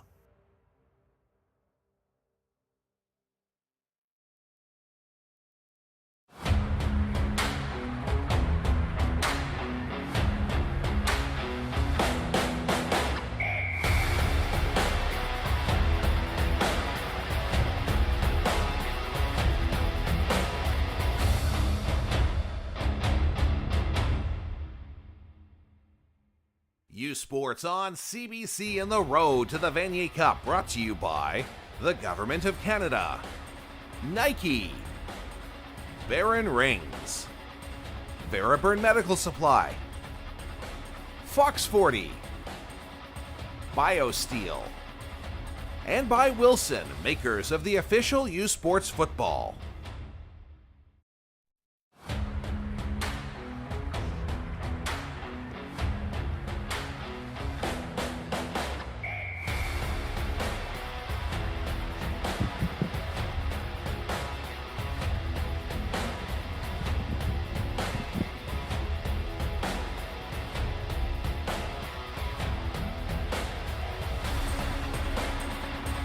Show in the first half, the Montreal Carabins fullback with 3 touchdowns. 1-3. It's a 20-point Carabin lead at the half, and this is what they do. In short yardage, they go to their sophomore to get it done for them, and he has today. I prefer an FB in front of that position title there instead of running back. Or, hey, put a Q. The way he's under center. Short yardage package for Montreal, doing the damage in that first half. And it's the defense that's gotten it done for the Carabins as well. Justin Shibley was under siege early in the game with the pressure, and then the takeaways. Louis-Philippe Gauthier with the interception, Mathis Berube with the breakup, and then right before the half, Samuel Lapierre with the takeaway on a throw into triple coverage at the end of the second quarter. Yeah, that St. Mary's offense with some real opportunities. A 3rd and goal from the 1-2 yard line, unable to convert. A couple of picks, one right on the goal line, another one deep in the end zone. So the Huskies have had their chance. They get 1 or 2 of those. This game looks and feels a lot different than what it does right now at the break. Now, St. Mary's has kept this a football game in large part because of their defense. You see Wesley Johnson mixed up there with the deflection, and then the interception from Anuche Amuda, and then Big Mikhail Biggs on the field goal block. This should have been returned for a touchdown instead of a whistle dead for no reason. But how about Amuda, the backup halfback, the junior from Scarborough, Ontario, who we thought may have had a pick 6, but it was called back on a holding on the return. Well, Amuda's a perfect example of how today for SMU, there's been everybody getting it done on the back end. We've seen Isaiah Atkins filling in at fieldside corner, make some really nice plays in coverage. We've seen Lucas Ladalupe everywhere. We've seen lots of guys on this SMU secondary getting the job done. This is the best offense that SMU has faced all season, right? The Montreal Carabins. But the score, I know the score's not where they want it. The Huskies defense has held their own through these first 2 quarters of play. They've held the best freshman quarterback and the freshman player in the country to under 100 yards passing in the opening half. Yeah, and Pepe's usually good for about 270, 280 or something through the air. So, yeah, we've heard all season how good this SMU defense is. Through these first 2 quarters, we've seen it now firsthand against some of the top talent in the country. It's just unfortunate for SMU, those chances early on, and you also have to tip your cap to the Carabin defense, stepping up when they need to make those plays on the back end. So St. Mary's trails 20. Their best offensive series of the half came right before the break. They were able to march. They were able to get into the red zone. They were distributing the football underneath stuff. 15 here, 17, 18 yards there, 19 yards on an acrobatic grab by Morier. What do you want to see now from the St. Mary's offense? Obviously, you had 3 red zone trips. You came away with no points. How does this offense get going? Well, I think, yeah, obviously it comes down to finishing, right? We've seen the Huskies able to move the ball today, even a nice run as well by Liam Legg. So we've seen them show the ability to pick up some chunk plays against this Carabin defense. It's just a matter of finishing, right? Don't turn this ball over, and when you get down there in the second half, Huskies are going to have to finish it off and get some points on the board. So St. Mary's will kick off to open the third quarter. This is the 2025 Uteck Bowl National Semifinal, University football. The winner of this will head to Regina next week for the Vanier Cup. They'll play the winner of Queens and Saskatchewan coming up next right here on CBC. Alongside Vanier Cup champion Andy Beckler, I'm Arash Madani. Sarah Saeed is the third member of our crew. Third quarter is underway off the toe of Adam Johnston, and it is returnable from their own 3-yard line, and that is Jamal Louis, who is back in the Carabin lineup. He is a speedster and gets it back to the 47-yard line. A 45-yard run back for Jamal Louis, who can absolutely fly. Great start to the second half for the Carabin. Yes, you see the speed. It's just one cut wide side of the field, and nothing but hold down turbo for number 38, who's not touched until about the 40-yard line. So the Carabin special teams getting this third quarter started off on the right foot. Right foot indeed from their own 47. Here's Pepe Gonzalez, complete over the middle, past midfield. And just shy of a first down, they go to Brandon Gourgon for the second time today, the 5th-year man out of Gatineau, Quebec.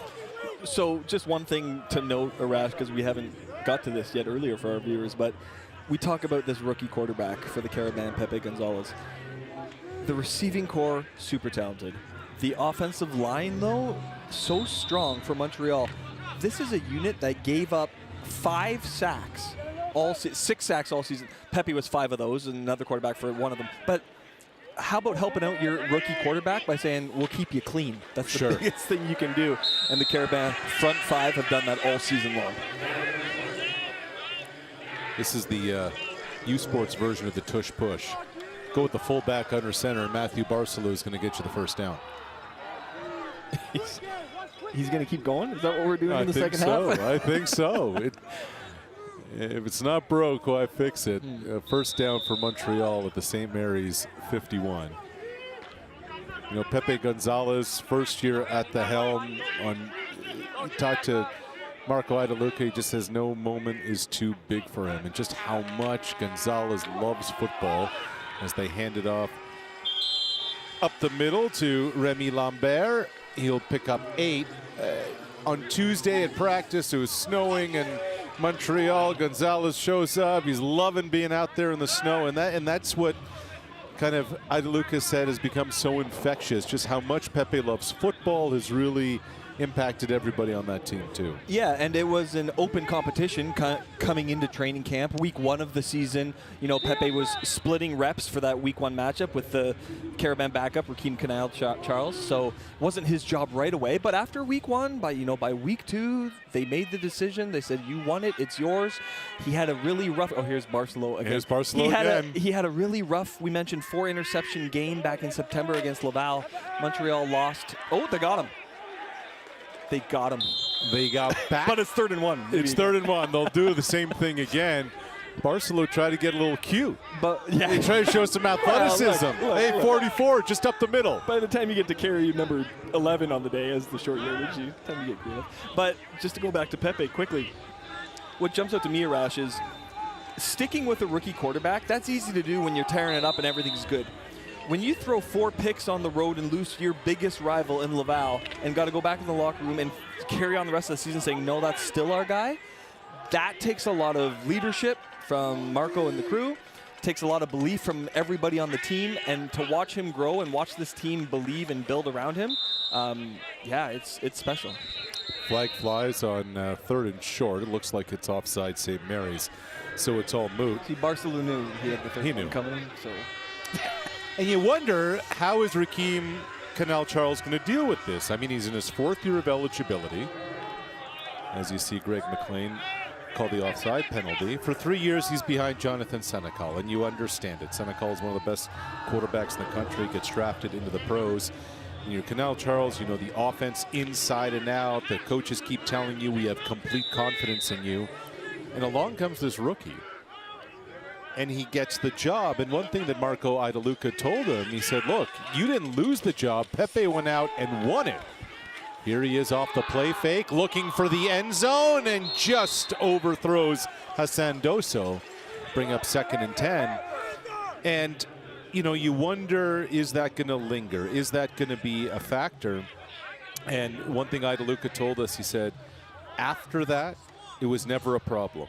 Is that Canal-Charles became the biggest supporter of Pepe, and that's really helped kind of the locker room harmony, if you will, over there at Université de Montréal. Yeah, and nothing helps the harmony in the locker room more than beating the Rouge et Or. Sure. Throw that in there once during the season, and then of course in La Coupe Jacques Rousseau as well, the Quebec Championship game, and now you got something really special. 2nd and 10. Gonzalez loses it, and it's scooped up by the Huskies. That's Jamari Brown, the junior from Oshawa, and is tracked down at the 15-yard line. Biggest defensive play of the day from the St. Mary's defense. Exactly what the Huskies needed. A big play on D, and now, of course, we'll get to this in a second, it's time to finish it off. It's time to turn it into something. But for now, again, this defense has just been on a different level the entire season, and this time on 2nd and long, it was just a 4-man rush. Yeah, 4-man rush, but coming in pressure late. That's so hard on an offensive line. You think you have everyone accounted for, and now can the Huskies make something of it? Brown rumbled 29 yards on the return as Williams is unable to get much of anything. Harold Miasan in the middle of that yet again. Was that a delayed blitz that came off the edge from Jazonte Smith? What exactly was that? Yeah, we didn't get a look at the wide look there, but just you saw him coming in with so much speed at the very end. Obviously, Pepe pre-snap would have saw that as him in coverage. He comes in late, but now a loss of 1 on 1st down, and the Huskies starting at about the 15-yard line need 7 points here, and they're now up against it. On 2nd and 11, Shibley over the middle, incomplete. In and out of the hands of Cherokee Robinson. And by the time it got to Tridell Mintus, it was too low. So all the fumble return will do is create a field goal opportunity, and the Huskies offense that had shown some signs of life before the break now misfires on 2 straight plays. Yep, and now, you know, Justin Shibley and company are going to have to stick together and try to stay positive, because there's been so many chances now that have slipped through their fingers, just like that pass. Johnson's going to try to at least get 3 more on the board here to try to get a bit of momentum for SMU after that great play from their defense. 22-yard attempt. Adam Johnston is good. And the Huskies have their first offensive points of the afternoon. It's a 3-score game in the first of our 2 national semifinals here on CBC.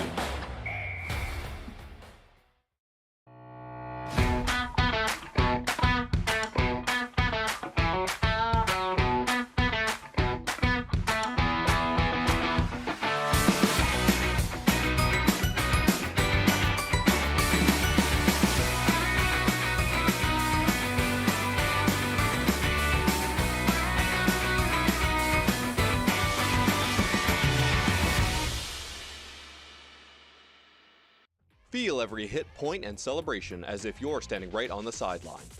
Our passionate team unlocks a world of possibilities with digital broadcasting made simple, bringing heart-pounding action directly to millions of fans. Proudly Canadian, ISI Live, be there. Chase something.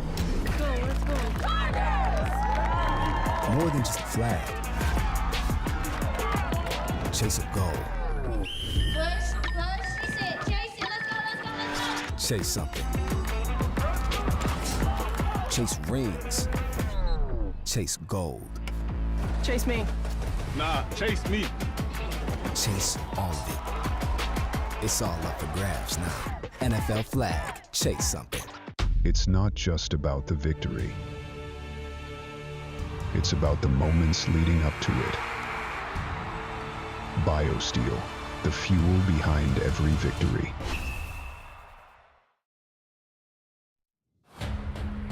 The road to the 60th Vanier Cup ends next Saturday in Regina, and CBC TV is your home for exclusive coverage of Canadian University football's biggest game. It's the 60th Vanier Cup next Saturday, 2 Eastern.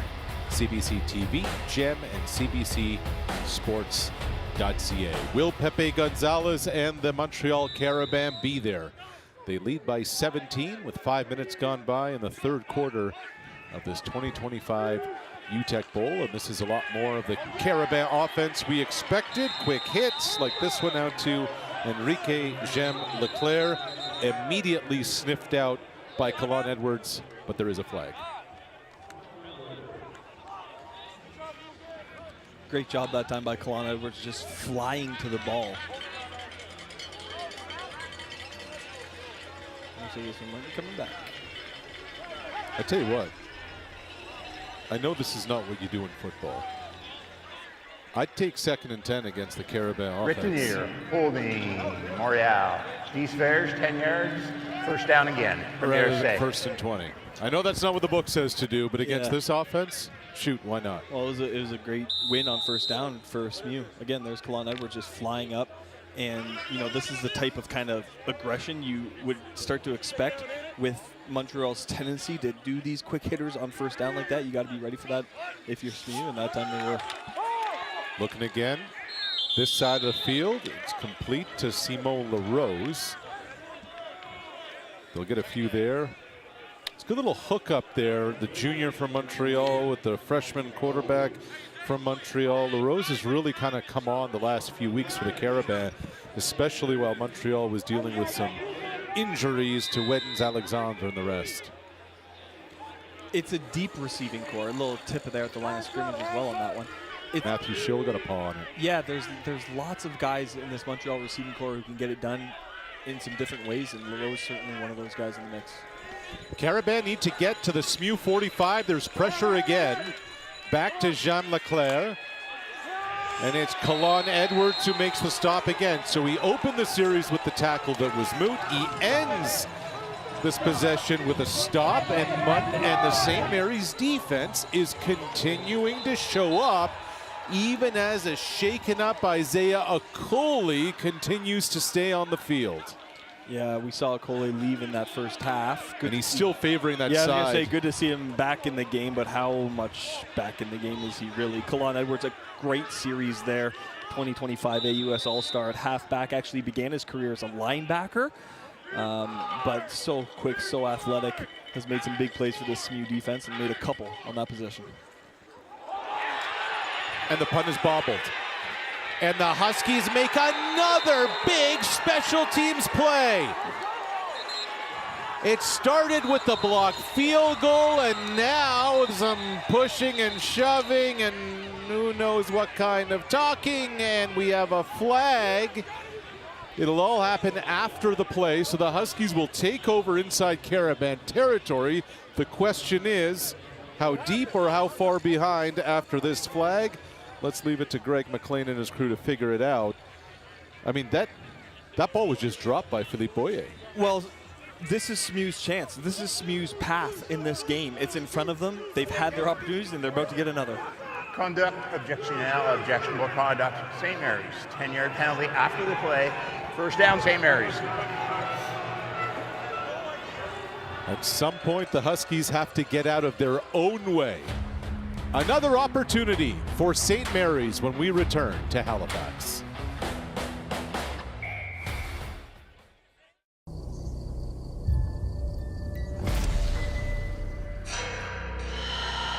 Elle revient toujours.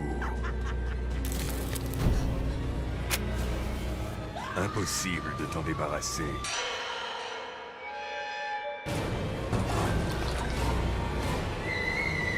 Nicotine, si elle entre dans ta vie, elle ne te lâche plus. Même consommée occasionnellement, la nicotine peut provoquer une dépendance.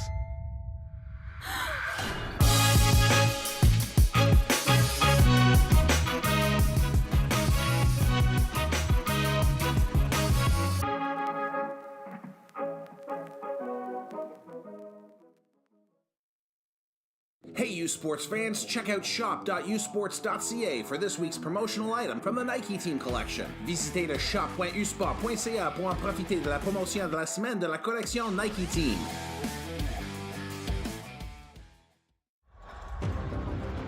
The moment is almost here. There's still time, but not for long. November 22nd, Mosaic Stadium. One game, one champion. This is where memories are made. Don't miss it.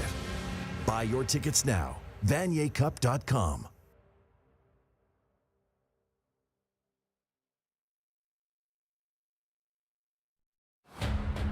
It was a tall task for Gavin Lake, the defensive coordinator of the St. Mary's Huskies, coming into this, and what a start to the second half. First the strip sack, then you had Kalon Edwards coming in to sniff out second down, and on special teams, it's the St. Mary's Huskies delivering again.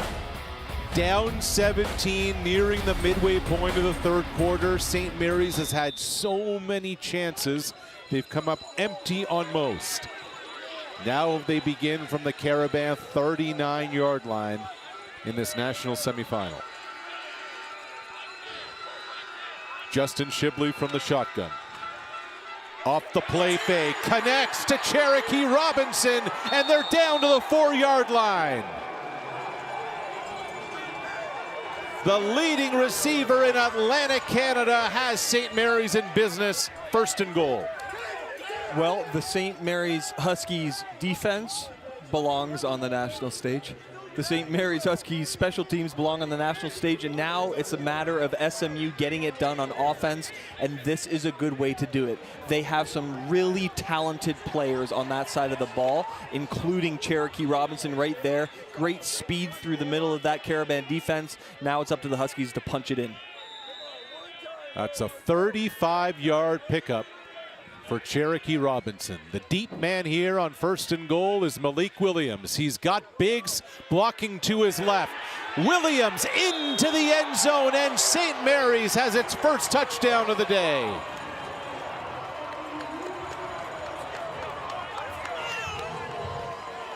Williams had 3 touchdowns last week against St. FX, 2 in the Atlantic semifinal, and how about bringing in a big defensive tackle to seal off the edge? Yeah, and this is what it looks like when a DB tries to take down 225 pounds of Malik Beef Williams.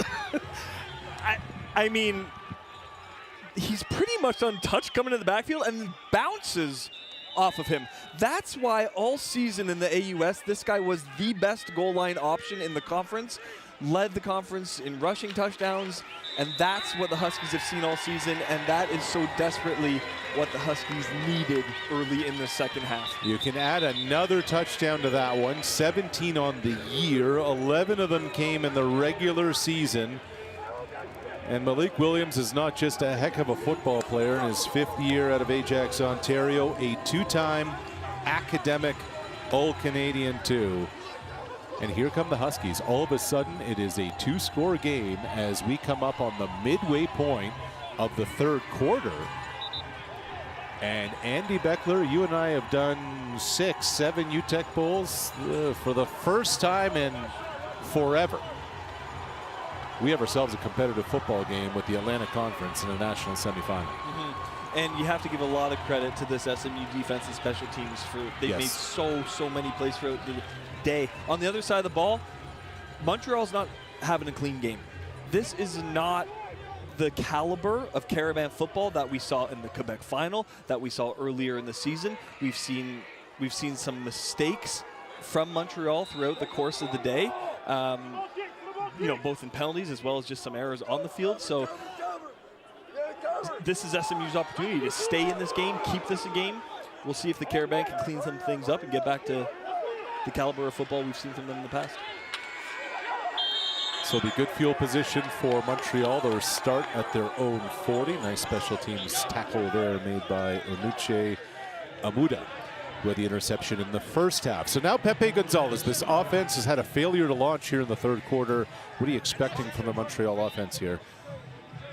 Well, we've seen the Huskies sniffing out some of these really short, quick hitters that the Carabins love to do in the backfield. It might be time to get back to the, I know they don't have their starting running back today, but it might be time to get back to that ground game again to see if that Montreal front can win. And right away, there's LaRose, who's swallowed up by Lucas Latulip. What a day so far for the sophomore from Halifax, who makes the tackle. Yep, it's another win on first down for the SMU defense. Pepe with a quick hitter here to LaRose, but there you see just, they're coming downhill. Everything's downhill from SMU, and I think the reason they're able to do that is because they handled those deep shots earlier in the game, and they weren't burned by that, so they're not back on their toes a little bit. They're ready to sniff out these short yardages on first down. 2nd down and 4. Pressure from the Huskies. Lambert is able to barrel through, crossing the 50 and a first down. Check that. That was Mulanda St. Pierre, the backup, who was able to move the stick. Yeah. So that's exactly what Montreal needed. And it was a strong finish to that run because Ryan Butler, the star safety for SMU, did a good job of coming up to help out with the run game there, made contact a couple yards before the first down chains, but that time the Carabins able to power through. They like to follow that big man there. Alassane Diouf, the all-star senior left guard. They go back to the ground. They go back to Mulanda St. Pierre, and it's a first down. Again, he's tripped up by Keyshawn Beswick, not before a pickup of 16. Yeah, and we've seen the Carabins rushing attack have some success today, even though this is not their identity. They want to come out and throw the ball all over the field. They want to extend their run game through the hitches and the quick passes and stuff.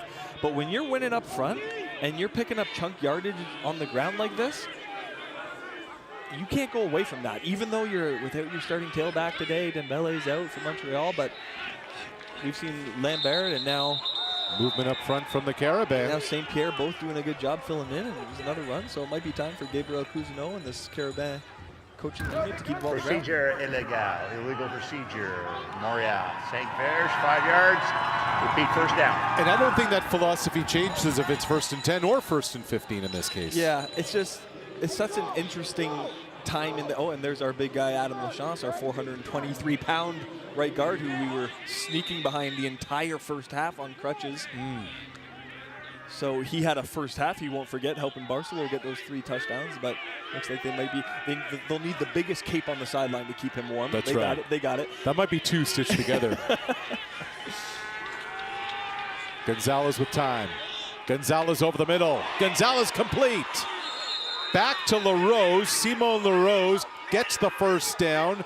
Ryan Butler brought the wood, and he may have shaken himself up on that hit.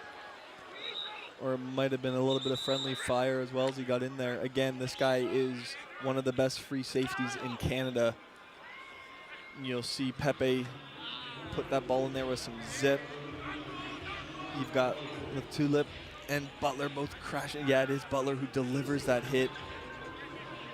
These Huskies have delivered lots of heavy hits throughout the course of the 2025 season. LaRose, incredible job to hold on to that, absorb that contact for the first down. But yeah, the identity of this, not the first down, sorry, second one, just short. Just short. Is it Barcelona time? Yep. It's Matthew Barcelona time. If you're just joining us, this is their fullback. He does short yardage for them. He has 3 rushing touchdowns already on plays like these, and he collects the first down in the Carabins offense beginning the march. It's such an important drive for Montreal right now as the Huskies get this down to a 10-point game and you feel the momentum turn and we see the SMU offense, they converted one, they got one. Well, you best believe if SMU gets one more, now the Carabins are going, holy, here they come.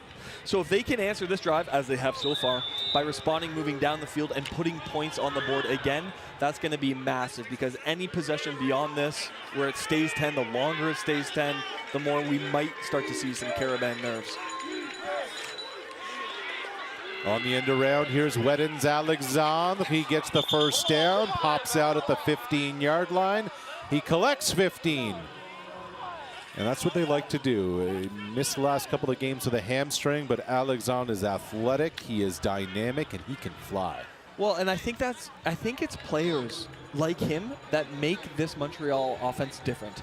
Because if it was just number 1, Leclerc out there, okay, teams could deal with that. But 16's got real speed and can make plays. And Hassan Dosso is a 2-time U Sports second-team All-Canadian receiver, 81 on the other side. He can make plays. When you got that many different options, that becomes challenging for a defense. Montreal continues to punish it down the middle of the St. Mary's defense. There's Malonda St. Pierre again. He'll grab 4 there. Marco Idaluca took over this program in February of 2020. The pandemic hits a month later, but ever since when football resumed in 21 and onwards, they have been in the Dunsmore Cup, which became the Jacques Dussault Cup, the RSEQ championship game, as we have a St. Mary's player on the field. Looks like it's Marcus Jean Loescher, and it may be a cramping situation here late in the third quarter. But the Carabin win a Vanier Cup in 2023. And again, if you missed it earlier, the message coming into this postseason from Idaluca and company was, this is a 4-step process, and coming here to Halifax, this is step 3. I think the favorite quote I heard from the Montreal head coach, and this was about awards and who's an all-star and who's not, was when he said, we want to go after the trophies that don't get voted on. Right. That's a good one. I like that one. And he's done a phenomenal job. You know, he's just over a quarter here from returning to the Vanier Cup and trying to go after his second and what would be his 5 years of on-field action. It's incredible what he's done here with the Carabins. They went into Quebec City, knocked off Laval last week. And now in a need-to-get-it drive, they are inside the red zone.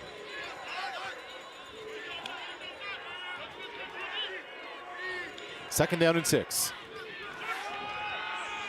Gonzalez. Touchdown, Montreal. Enrique Jem Leclerc on the slant. And that is exactly what the Carabins needed. No surprise to see 12 going to 1. Last week in the Quebec Championship, when they needed something, when 16,000 were on their feet in Quebec City, it was 1 stepping up. Now here in Halifax, the game gets a bit tighter. It's time to go to the most proven, most talented option you've got. And for the Montreal Carabins, there's no doubt it's that man right there. Looks like their center down there, Paul, maybe. Yeah, Paul Nobu is down. So what a throw that was from Pepe. Finding Jem Leclerc in space for the touchdown. You know, like you talk about a freshman season for a quarterback. 19 touchdowns to 8 picks. And there's the sombrero for the sophomore from Varennes, Quebec. With the dance. Now, do you learn that in Montreal? Do you learn that in Tennessee, where he played prep school? I'm not sure. But what a player. National Rookie of the Year last season. Should be an All-Canadian this year, a Conference All-Star as well. And maybe I should not be surprised by the Carabins' ability to respond like they just did. Because here's a team, we know about the young quarterback, who, when they've faced adversity this season, they've constantly responded. Like down early to Laval, come back. Laval pushing late. If you're watching that game, you're going, oh, Rouge are winning this. Here they come, here they come. But Montreal all season have made the plays and come up with the responses when they need to, and they've just done it again in the national semifinal. It was a 9-play, 56-yard drive for the Carabins. It was methodical, and it's capped off from Gonzalez to Jem Leclerc.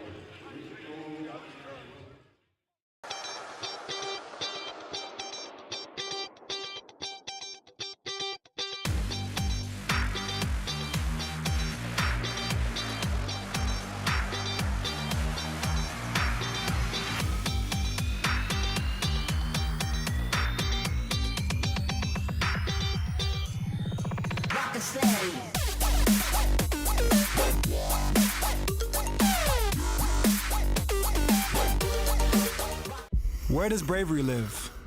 In William Danjanu, who's breaking the mold of a short track speed skater with every stride. And in Sonia Schmidt, who spends her off-season planting trees to afford her Olympic dream. It lives inside Mikkel Kingsbury, who dared to speak his dream out loud and then dared to make it come true. Where does bravery live? Inside every Canadian, in the moments that define us. The moment is almost here. There's still time, but not for long. November 22nd, Mosaic Stadium. One game, one champion. This is where memories are made. Don't miss it. Buy your tickets now. VanierCup.com.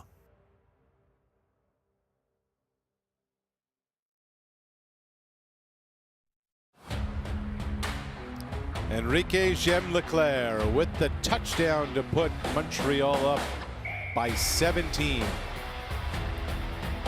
The all-conference receiver who has become the leading receiver today for the Carabins.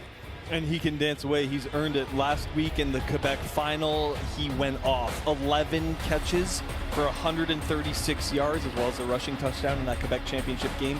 Today, we see him finding the end zone again. Just unique in his ability to make things happen after he's caught the ball. Very sure-handed target. We saw a one-handed grab from him earlier today, and that's how you earn the sombrero. They don't just give that to anybody. Has 6 catches today for 71 yards. And has made this a 3-score game again. St. Mary's finally got into the end zone on their previous possession, and now it's a long road back for the Huskies, trailing 29-12. Yeah, it was the most important kind of moment of this game, is the way Montreal responded after the Huskies really shifted momentum in this thing, got it down to 10. On the kickoff, Montreal, St. Verge, Premier St. So an offside will move the Huskies starting field position up to the 37. So I'll say this about the St. Mary's offense today, Rash. They've moved the ball, they've had chances. A lot of the chances have been because of the defense, have been because of the special teams. Now we need to see them, oh dear, not do that. Picked off by Berube. Will it be returned for a touchdown? It won't. Shibley brings him down. A complete miscommunication. It looked like Shibley was trying to tell Joshua Jack pre-snap, I checked out of something, grabbing his face mask. And Jack kept going, and Berube just sat on. Yep, you're right. A complete miscommunication. You know, this is also Justin Shibley's first year in this offense, first year with this program. There were 7 interceptions during the regular season as well from Justin Shibley. So we have seen the Huskies turn the ball over here before. What I was going to say moments before this play, Rash, was what we need to see is St. Mary's show the ability to go down the field and score. We've seen so many times today set up by their D, set up by their special teams with a short field. Now Montreal's going, don't shoot ourselves in the foot here. Make them go the length of the field and show us that they can do it. And that time just a mental mistake by Smear. And instead it's a 30-yard return that sets up Montreal at the St. Mary's 17. That is where Remy Lambert gets the handoff. And he's met by Ryan Butler again. And Butler's laboring through something on the right side of his body. He came downhill to make the stop, but not before a pickup of 9, and it'll bring up second and short, and presumably Matthew Barcelo. Yeah, and there's the Paul Novo, the center for the Montreal Carabins. We saw him injured on the previous possession for Montreal back in the game. Big fellas up front are winning right now. You can see some of the vibes and the emotion from the big guys up front. They know they're winning right now, and they're helping out Remy Lambert, and they're helping out St. Pierre, and these guys pick up some chunk plays on the ground, so they're saying leave it to us, and here comes 44. Every short yardage play so far today has been Barcelo, and a first down for Barcelo. Montreal, as a program, have had really good offensive linemen in the past, in the last 5, 10, 15 years, there's no doubt. But as a group up front, you talk to people around this program, and they feel this is the best offensive line group that this program has had in a long time, and we're seeing that today. Which is amazing. You consider they have 4 new starters on their offensive line this season compared to last. First and goal, Carabin. Moulanda St. Pierre, touché, Carabin. That is probably the knockout blow. St. Mary's got it to within 10. The Carabin came down with that 9-play, 56-yard touchdown drive, and then after the pick, Montreal converts again, and just like that, a 10-point lead becomes 24, and the champions of Quebec are a quarter and change away from punching their ticket to their second Vanier Cup trip in 3 years. Yep, and winning up front. The sombrero's back and the Carabins are dancing again. I think this is where, as a conference, it makes such a difference. What Montreal faces in their conference to get here, what they had to do going against the Rouge et Or front, both offensive and defensive, that just gives them an edge and a toughness and a physicality that is elite at this level. And the deeper we get into this game, the more that might be apparent. And the recruiting. You're recruiting against Laval. So that just elevates everything to bring the best of the best into your building. Yeah, and they're doing this today without their starting running back. Right. Lucas Dembele-Bertet, injured last week in the Quebec Championship game, not available today, not dressing today. And they're doing with a freshman quarterback who comes in to replace Jonathan Senecal, who was the class of Canadian University football. Yeah, that's right. Just, for our viewers who might not be aware, the Montreal Carabins for the previous 3 seasons had the best quarterback in the country in Jonathan Senecal. He won the Heck Crichton Trophy as the top player in the nation in 2023. Led Montreal to a Vanier Cup that season, their second Vanier Cup in program history. He graduates, and naturally you look at that and go, okay, so rebuild time. Senecal's not there anymore at Montreal, so rebuild time. And here comes Pepe Gonzalez with a sensational freshman season, surrounded, more importantly, by a very good team. And here they are, knocking on the door of a Vanier Cup appearance. That's Chandler Zink-Marrier, who gets down to the 34-yard line, collected 26 on that run back. And a little bit of a mash unit, that Montreal offensive line. You see big Adam Lachance on crutches. Paul Nobu, the center, is playing through something. That's number 71 just off your screen there. But what a pass blocking and run blocking unit this is. And they're led, and I know we've talked about it, big 76, Alassane Diouf, their left guard. And whether or not he's headed to the next level or not, we'll see. But he is a terrific offensive lineman as Liam Legg sneaks up the middle to collect 5. When the sideline camera is showing the offensive line huddle, it's either really good or really bad. Yes. And this time it's really good. I know. And by the way, they're watching film. They're not taking a selfie. I know somewhere around right now, the offensive linemen that I played with are laughing because they're going, oh great, Beckler's talking O-line, this is good. This is as close as I personally got to the offensive line meeting in my time. But the reason they earned the screen time. Having worked with you all these years, I can see why they didn't let you into the meeting. Hey, the push they've been getting up front, the job they've been doing, not just this game, but all season long. Big guys up front from Montreal, they definitely deserve that face time. And I also appreciate the alignment. Okay. There's big Bradley Nseka stopping Liam Legg. What a run this has been for Nseka, the 5th-year man out of La Prairie, Quebec. Injured for the last couple of years. They actually load managed him a little bit at the start of the year as he was working through some health issues. Last 5-6 games of the regular season has probably been the healthiest that he's been. And Nseka's so important. 6'4", 299 at the age of 24. This means so much more to him in his last go around. And for the second time today, we mention Benjamin McDougall, the Defensive Rookie of the Year in the RSEQ. He has the sack on Shipley. The Carabins are a quarter away from the Vanier Cup, dominating the Uteck Bowl in Halifax.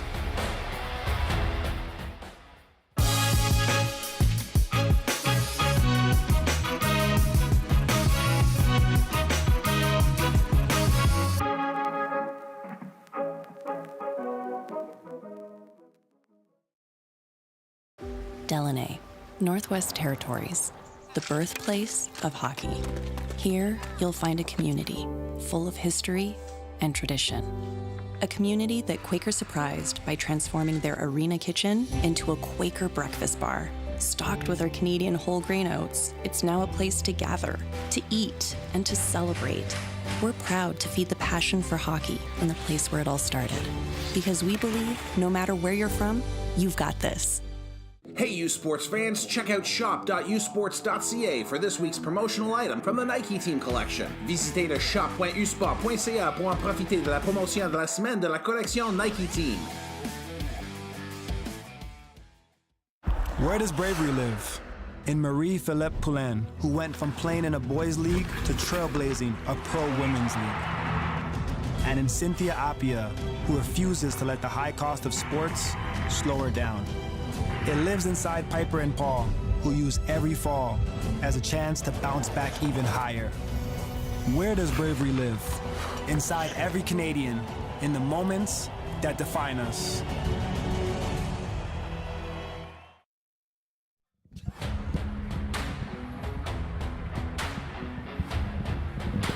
And that is how the third quarter ended. Benjamin McDougall, the freshman from Montreal, with the sack, and what a year it has been for this freshman. Stepping into the program, 6'4", 243, only 20 years of age. Yeah, and I'm glad you mentioned recruiting in our right before break there, Rash, because, you know, a season ago, the Montreal Carabins had one of the top defensive ends in football, and Jeremiah Ojo, he's gone. How do you replace him? Well, how about with the conference's Rookie of the Year? Right. Benjamin McDougall. Not a bad way to do it. Not a bad way to do it. Been doing a great job all season, and that time gets to Shibley as well. Fourth quarter underway in Halifax. Montreal 36, St. Mary's 12. Pepe Gonzalez in the Carabin offense. Find Wedens Alexandre again. Little move on Kalon Edwards, and Edwards able to clean that up. First down for the Carabin after the all-conference halfback made the stop. Yeah, it's the second time today we've seen Alexandre used in that kind of motion. A little shovel pass, a little jet sweep action. He's got that speed to get around the edge, make a difference. Yes, unnecessary roughness, piling on, dead ball foul, back 15 yards from where the first down occurred. Hands there, Premier Essay, Montreal. Look at Denis Touchette, the defensive coordinator for the Montreal Carabins in 1987. Yes, give him. Touchette, a member of the McGill football team that came into Huskies Stadium. Touchette was a player on that team. He picked off Chris Flynn to secure the bowl game win for McGill. They went on to win the Vanier Cup the last time McGill were national champions.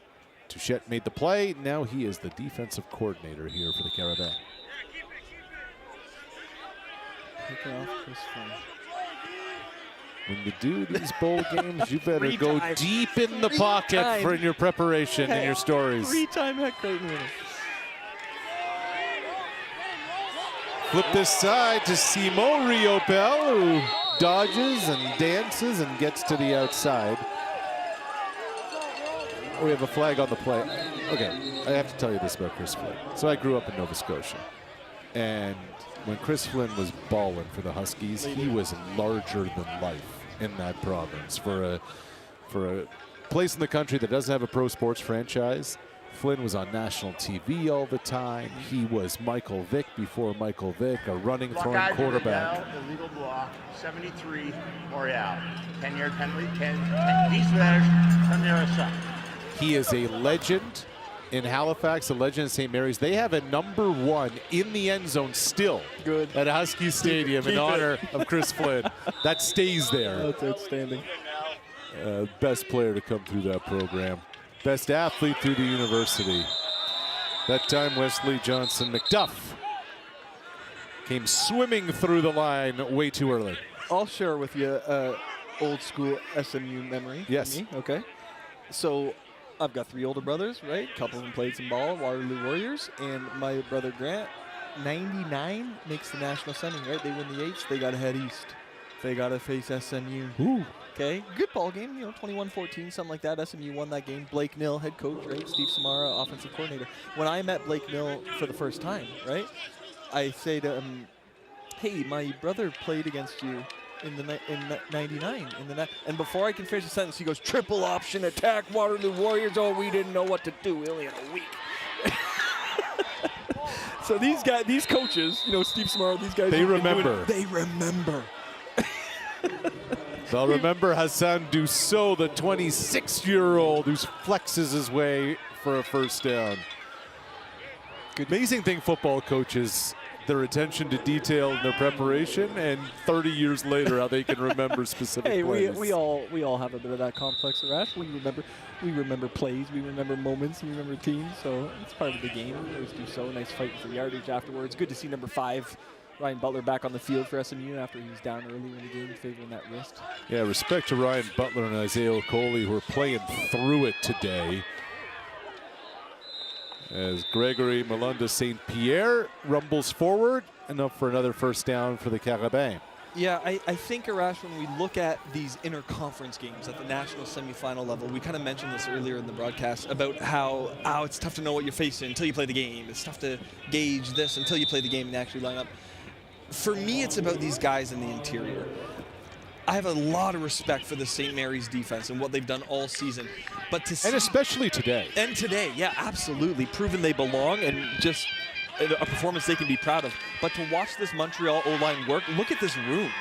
Look at this room he has. I mean, he's not getting touched till 4 or 5 yards down the field. And at that point... Is he in the end zone or down at the 1? Yeah. That's Gregory Malunda St. Pierre. I thought his knee came down at the 1 yard line. And I believe it did. And yet again, where are they going? Look at this cutback. Look at the left side of this offensive line. It's a wash. It's a wash. And as a running back, that's a dream. To have that kind of push, that kind of movement up front, let you do your thing.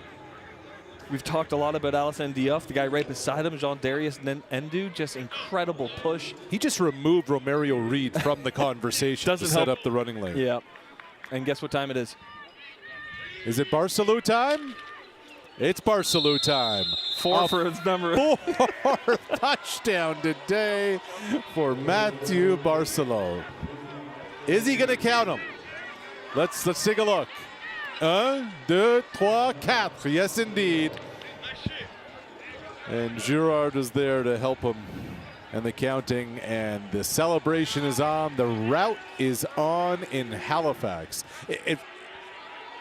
This was a 22-12 game. We blink and suddenly Montreal scored 3 straight touchdowns. Yeah, as soon as SMU got it down to 10, I think that long touchdown drive by Montreal. 9 plays, 56 yards. Yeah, that was so important just to extend it again. Of course, after that, we had the complete miscommunication between Shibley and Jack that led to that easy pick, and it was kind of downhill from there.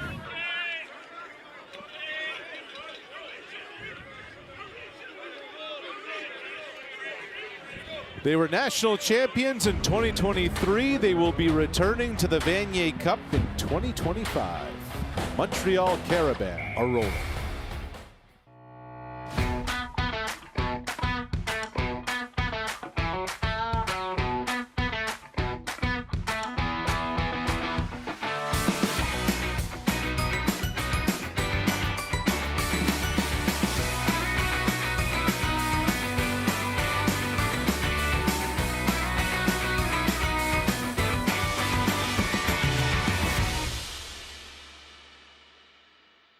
Feel every hit, point, and celebration as if you're standing right on the sideline. Our passionate team unlocks a world of possibilities with digital broadcasting made simple, bringing heart-pounding action directly to millions of fans. Proudly Canadian, ISI Live, be there. Chase something. Let's go, let's go. More than just a flag. Chase a goal. Push, push. chase something. Chase rings. Chase gold. Chase me. Nah, chase me. Chase all of it. It's all up for grabs now. NFL flag, chase something. It's not just about the victory. It's about the moments leading up to it. BioSteel, the fuel behind every victory.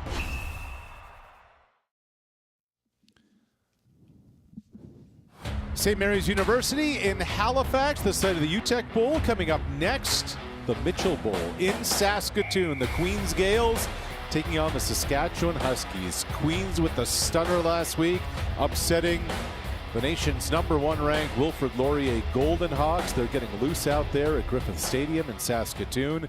We will have that. Mark Lee, Deshaun Stevens are standing by. They'll have the call here on CBC Gem and CBCSports.ca. In Halifax, the Carabins leading St. Mary's 43-12. You know, you talk to Steve Samara and the Huskies, they would have told you a few weeks back, this is still early in the evolution of our program. Samara returned to Halifax 4 years ago after spending a decade at Carleton, the head coach of the Ravens there. And Steve said, you know, we're about a year away from really kind of showing ourselves. But they win their first Loney Bowl conference title in 15 years this season. And now they get this experience that'll help them as we get a look at Alan Young, the backup quarterback, coming into the game. The Huskies know there's a lot more work to do. Now it's a matter about going out to do it this offseason. Yeah, and Steve Samara, you can't say enough about the job he's done since returning to his alma mater and leading this SMU program. 3 recruiting classes now under his belt. Will be really interesting to see over these next 2-3 years where this program can go. Alan Young getting into it right away. Going deep, trying to find Cherokee Robinson. Incomplete, swatted away by Samuel Lapierre, who had the interception right before the half. Yeah, incredible job all season by this Montreal defense. Lapierre, great coverage down the field, stride for stride. Young letting it fly on his first go, no luck. Now got a 2nd and 10. Will be an uphill battle from here. So, while Justin Shibley was at Carleton, waiting in the wings for an opportunity, Alan Young was at the University of Ottawa. The lefty over the middle, misfires, trying to find Chandler Zink Merrier. So 2 and out for Alan Young. He is a gunslinger. He likes that fastball. But Young didn't really get a chance with the GGs. He came over to St. Mary's, took over as the starter midway through last year. Did a decent job for them.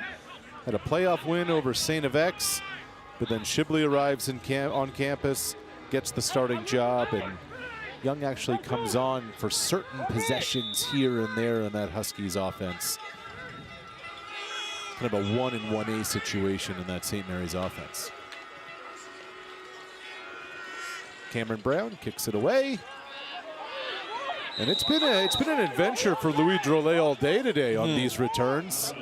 He avoids a turnover there. He's not having a lot of fun back there today, No. but he is a good sure-handed returner. He had a really good game against Laval, and it's just I don't know if the wind's messing with him a little bit or he doesn't like the way the ball's coming off the foot here, but we've seen the backup quarterback for SMU, and now we see the backup quarterback for the Carabins. So we talked about him earlier. Here's Rakeem Canal-Charles, the senior from Montreal, who spent the last 3 years as the backup to Jonathan Senecal, the country's best quarterback. And now this year was fighting tooth and nail with Pepe Gonzalez through training camp and the first regular season game against Concordia for the starting job. Pepe won it. Canal-Charles, being a good soldier, remained a good teammate. As the backup, here he hands it off to Jamal Louis. He rumbles for 17 yards and a first down. How tough that must be for Rakeem Canal-Charles to be such a good teammate as a senior when you're waiting for your chance and it never seems to come. Although he's headed to a second Vanier in 3 years. That might soften the blow a little. Yeah, I'm sure it will. A little stretch here to the outside. Again, up front, body on a body. White jerseys accounting for everyone in front of them, and first contacts coming 13 yards down the field. We're now on to about, if you count the starting running back for the Carabins being out, now we're on to about running back number 4 with Louis, because everyone's getting the touches, and this guy, if he has a bit of space, that's all he needs. Yeah, we asked Marco Idaluca about him, and his answer was blazing speed. Yeah, and now we're also looking at a Huskies defensive unit that's getting a little bit tired, because they've been doing so much today, made so many big plays. But again, same play, stretch to the left, just outside the reach is Zach Shirato, and eventually Edwards down the field, able to get a hand on him. But yeah, we've seen that speed from Louis on the kickoff return. Now we're seeing it as running back. First carry for 17, the next one for 32 yards. 5 minutes gone by in the fourth quarter. Montreal on its way to the Vanier Cup. Louis stopped behind the line this time. And Romario Reed met him there 3 yards behind the line of scrimmage. Of course, this national semifinal in memory of Larry Uteck, the longtime head coach at St. Mary's University. He's the one who really put this program on the map, on the national stage. We talked about Chris Flynn and the glory years there. Uteck inducted into the Canadian Football Hall of Fame 5 years ago. 2nd and 13. Canal Charles to the end zone. And Simon LaRose was turned around.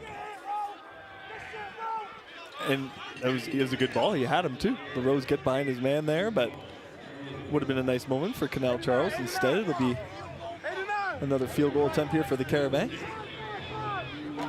Philippe Boyer has missed and has been blocked. And Canal Charles got a... He wanted it. He wanted it. I had him. He did. I had him. He did. Can Philippe Boyer put one through?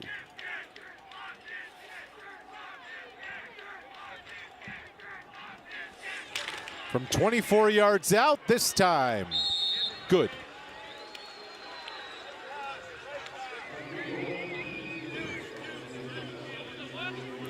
We'll return to Halifax after this.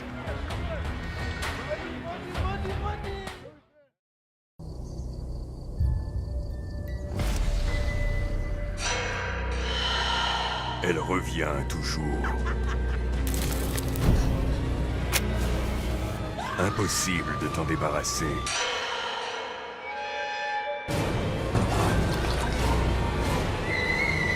Nicotine. Si elle entre dans ta vie, elle ne te lâche plus. Même consommée occasionnellement, la nicotine peut provoquer une dépendance.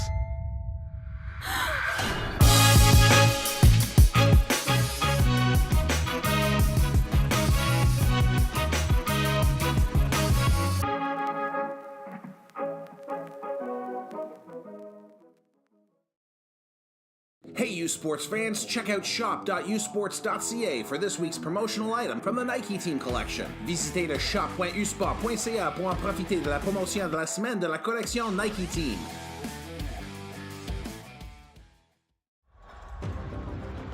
The moment is almost here. There's still time, but not for long. November 22nd, Mosaic Stadium. One game, one champion. This is where memories are made. Don't miss it. Buy your tickets now. VanierCup.com.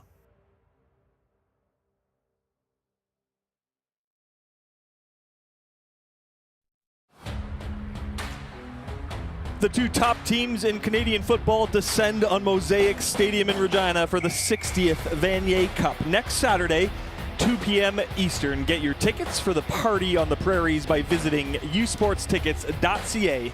The 2025 Vanier Cup on November 22nd in Regina. Chase the glory. That was the voice of Vanier Cup champion Andy Beckley on the Rash Medani. It's late fourth quarter, Rash. You're starting to get tired. I got to hop in. Oh, that's right. Next man up. Next man up. Next one up. Even if it's not a good up. What a career it's been for Malik Williams, the fifth-year man out of Ajax, Ontario.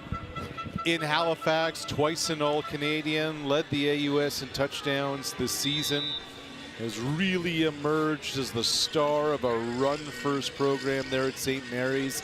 Early on in his career there in Halifax, it was a struggle. The team wasn't winning games. There was turmoil at the end of the previous coaching staff.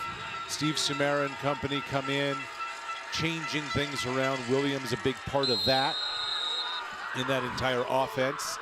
And what a career he has had, as that pass was broken up by Charles Elliott Boulien, the all-star middle linebacker at a Cégep André Grasset. Yeah, I mean, we're here to cover, promote, shine the spotlight on all of these student athletes at Rash, but every once in a while, if we're dead honest, there's a couple that catch the eye that are easy to root for and easy to get behind, and Malik Williams is certainly in that category. Congratulations to him on a fantastic career, fantastic senior season here. Was that his touchdown run earlier this game, Rash? Was that number 16 or 17 on the season? 17 regular season and playoffs combined. Unbelievable. He has been the Russ Jackson nominee. And he's out there on special teams too. Doing it all. The nominee for athletic ability, academic achievement, and citizenship. Williams gives his time to different food banks and shelters, helping provide food for those in need. He's also gone to some different thrift areas on the clothing side, helping out where he can for those who are a little less fortunate. One other thing that really stood out to me is that he's embraced Halifax. He was among the volunteers at the Progress Pride flag raising at Province House in Halifax. Made a big impact over there in Nova Scotia since coming from the GTA.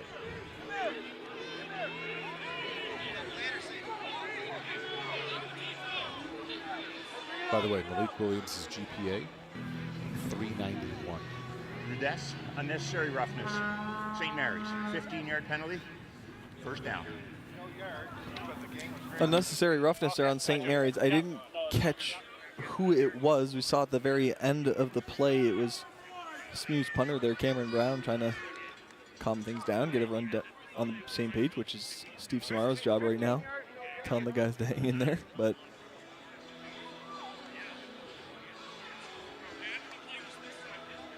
it's what you don't want to see. National Bowl game midway through the fourth quarter, it's a runaway, right? Right. But the unnecessary roughness, talk about stuff after the whistle. Now I'm just having flashbacks to the Quebec final a week ago, which was at times closer to a UFC event than a football game. Just so much animosity between those two great rivals in Montreal and Laval. And a fantastic football game as well a week ago. 31-29, Carabin came out on top. I gotta say, Arash, one of my fondest Vanier Cup memories covering the sport was in Montreal in 2014 for their first Vanier Cup title in program history. 22,000 people in attendance at McGill Stadium, Percival Molson Stadium, and just to be there, the energy was amazing. You and I called the national semifinal that year between Manitoba and Montreal, which was also a fantastic game. But yeah, for the Carabins to win their first Vanier in front of their home crowd in their city, in dramatic fashion, might I add, McMaster Marauders in game-winning field goal range, under a minute to go, blocked field goal, sealed that thing for the Carabins. So to get your first national title, and that was special. Gabriel Cousineau is the quarterback of those Carabins. He's now the offensive coordinator here at the University of Montreal. Byron Archambault, remember that big middle linebacker. Of course. Now the special teams coach of the Alouettes will be playing in the Grey Cup tomorrow in Winnipeg. Pass far side of the field out to Drolet. He'll hop out of bounds after collecting 6. If you're Steve Samara and you're in year 4 back at the program, you got some recruiting classes under your belt now, this final score is not really going to be indicative of how much St. Mary's was there. How much St. Mary's had their opportunities to make this a real game. And you gotta be I know no one's gonna be happy leaving with this score, but when you talk about the bigger picture projection of this program, where it's going, you're gonna look back on this and say, here's what we need, here's where we need to get better. but we're not as far away as some people think. I mean, here we are midway through the fourth quarter. It's 46-12. What if I told you midway through the third quarter, it was a 10-point game? And that's what it was. Before Montreal just kind of turned up the Jets. And prior to that, you have 3 trips inside the 10-yard line that end with interception, turnover on downs, interception in the end zone. Yep. That's what you go back to and you wonder what could have been. And having a chance to go head-to-head against this competition, that's gonna help the St. Mary's Huskies, who we mentioned earlier. Maybe they're even a little ahead of schedule.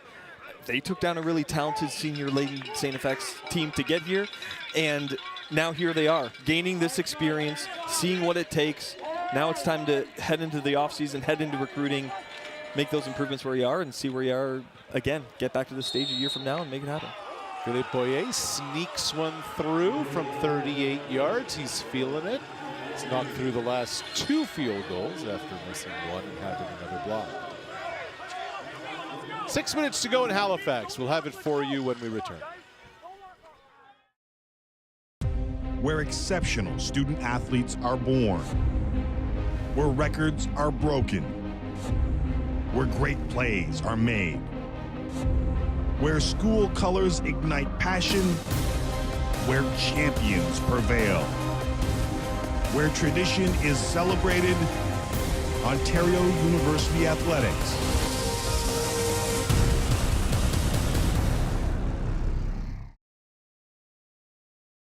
It's not just about the victory.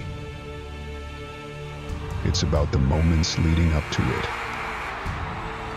BioSteel, the fuel behind every victory.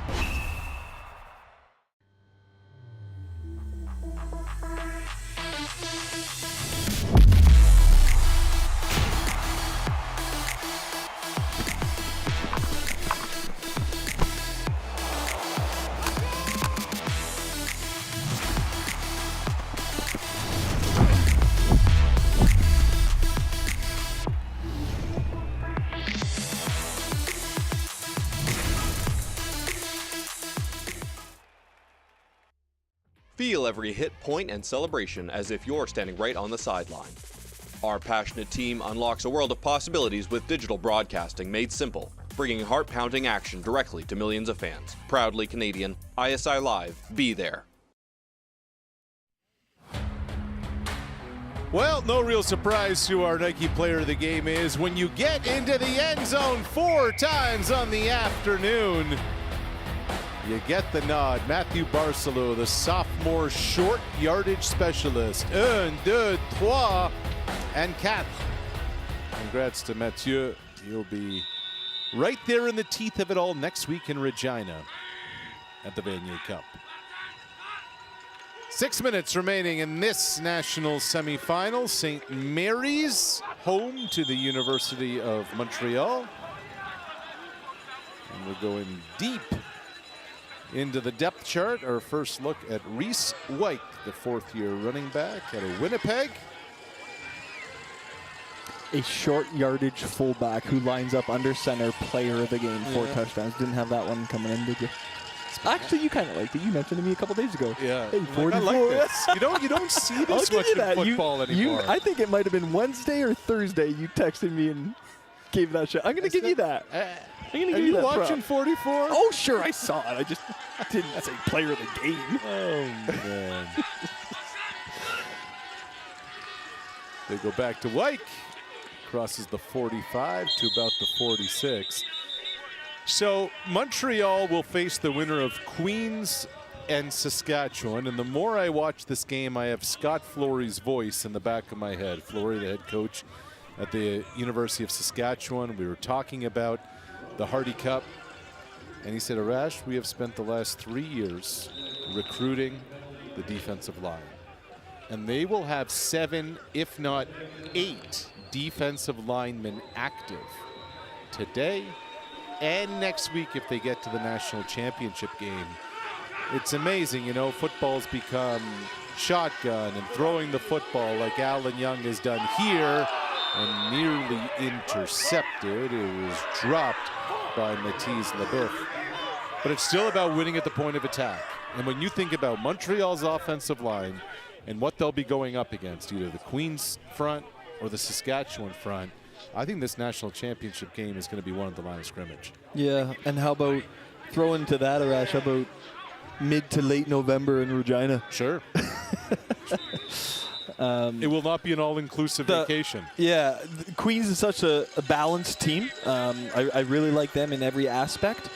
Saskatchewan, that defense, right? One of the best players in the country, in Seth Hunneby, and Huskies defense in Saskatchewan in late November. That's going to be a challenge for anybody, including this Montreal offensive unit, should the Huskies make it that far. Also, Rash, will take this opportunity just to pass along our well wishes as well to the Saskatchewan Huskies quarterback. Yes. For any of our viewers who may not be aware, Anton Amendrund, great quarterback for the Saskatchewan Huskies this season, was having a great year, 14 touchdowns, no interceptions. Huskies are rolling.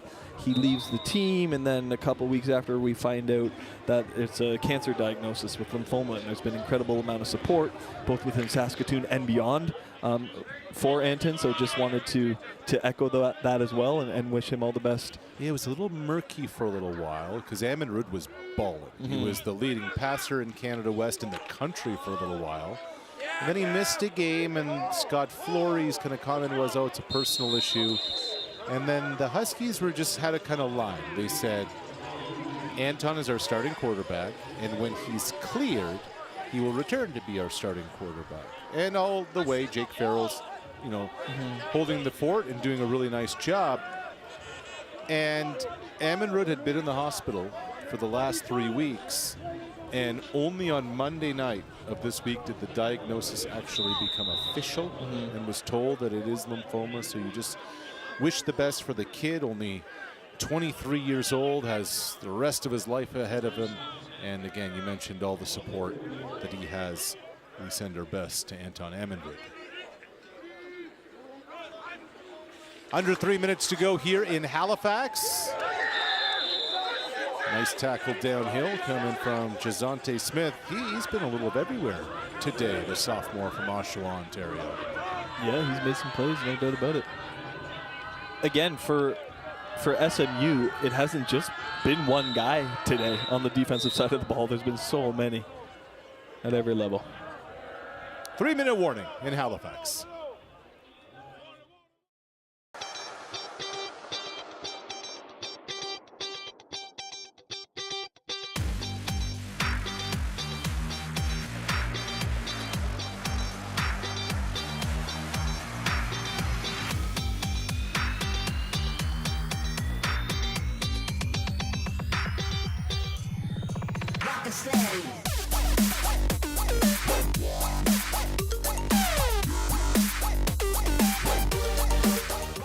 Where does bravery live?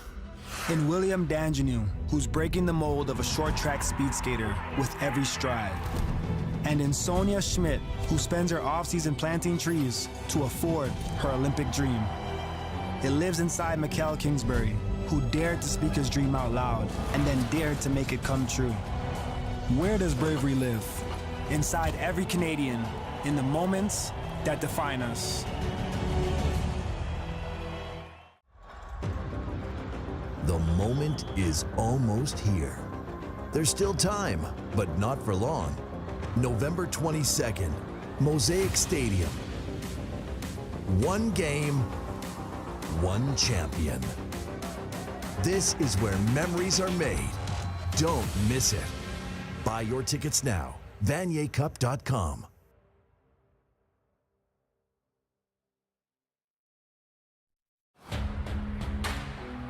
You are looking live, Griffith Stadium, Saskatoon. Coming up next, it's Queens and Saskatchewan. The winner of that one will face Montreal in the 60th Vanier Cup next Saturday.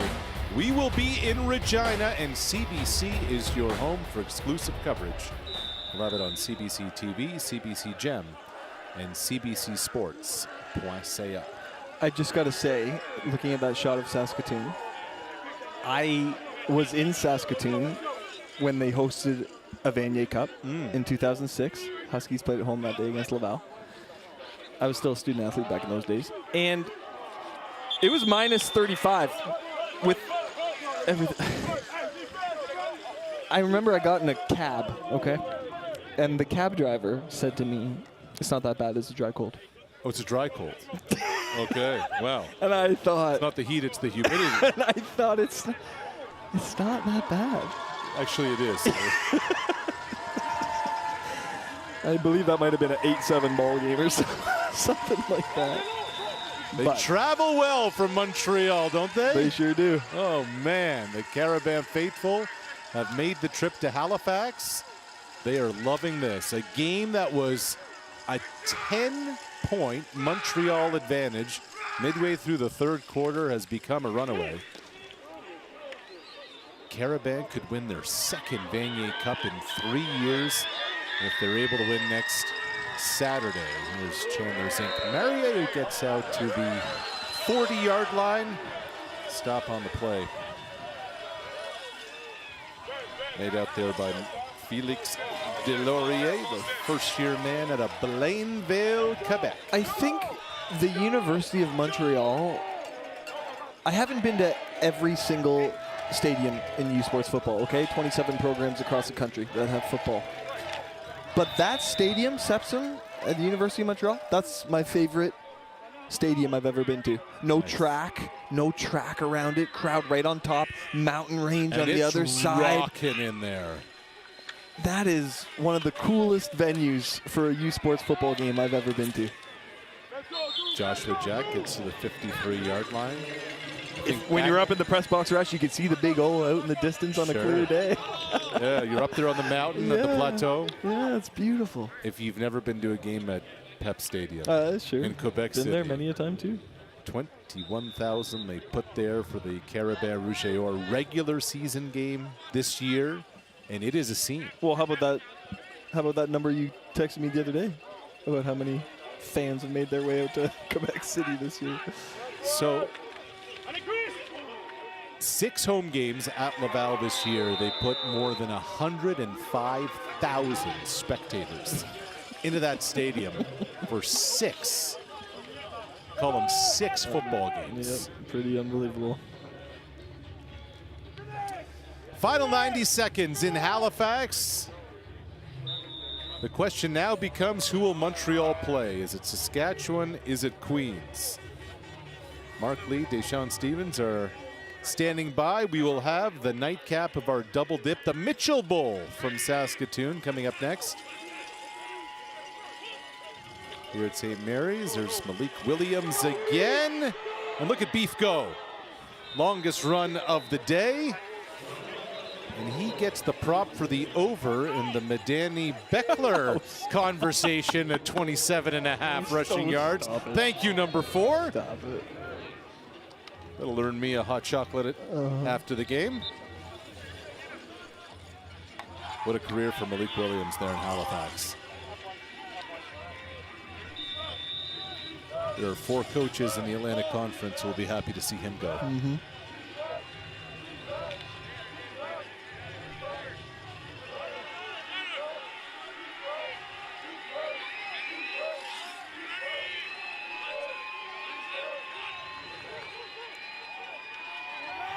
Alan Young off the play fake. Good to Tridell Mintis. He's going to be close to a first down. Final minute of play. Quick shout out to Isaiah Coley and Ryan Butler especially, 2 graduating seniors. A couple of captains on that St. Mary's defense. Both of them were playing through it. And Marco Idaluca with a hug for the staff. They will celebrate becoming Uteck Bowl champions. They said it is a 4-step process at the start of the playoffs, and step 3, check mark today.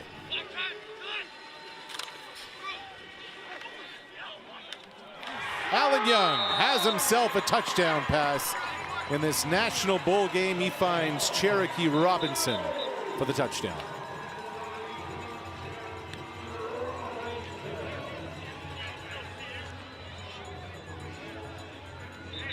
Robinson a little slow to get up after collecting his 5th touchdown of 2025.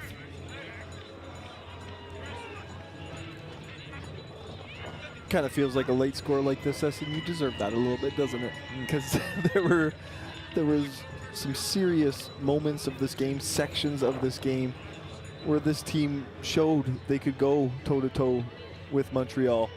And I think a late score, I think they had that one coming a little bit. Cherokee, nice job going up, getting that, coming down with it. Good size, good athleticism as a receiver. Yeah, 6 foot, 205. He's a big body. Yeah, big body, good athlete. And a good ball there too by Alan Young.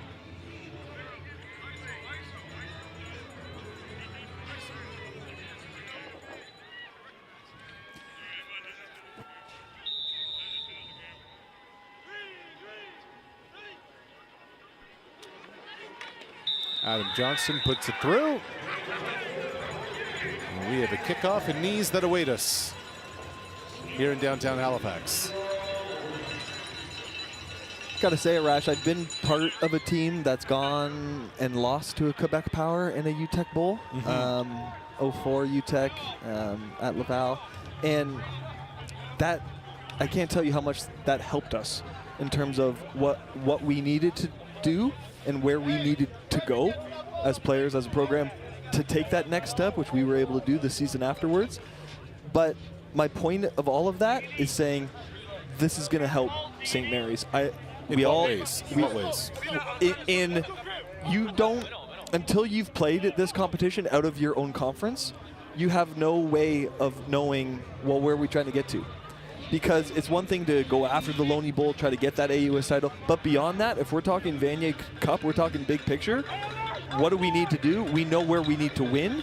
We know where we need to get better, and those are all things that SMU is going to know coming out of this. And like I said, with another recruiting cycle under Samara's belt as they continue to build, we all know about the AUS drought. I'm not talking about that. I'm talking about this team. I'm talking about this program and how much they can benefit from some of the really positive things we've seen today.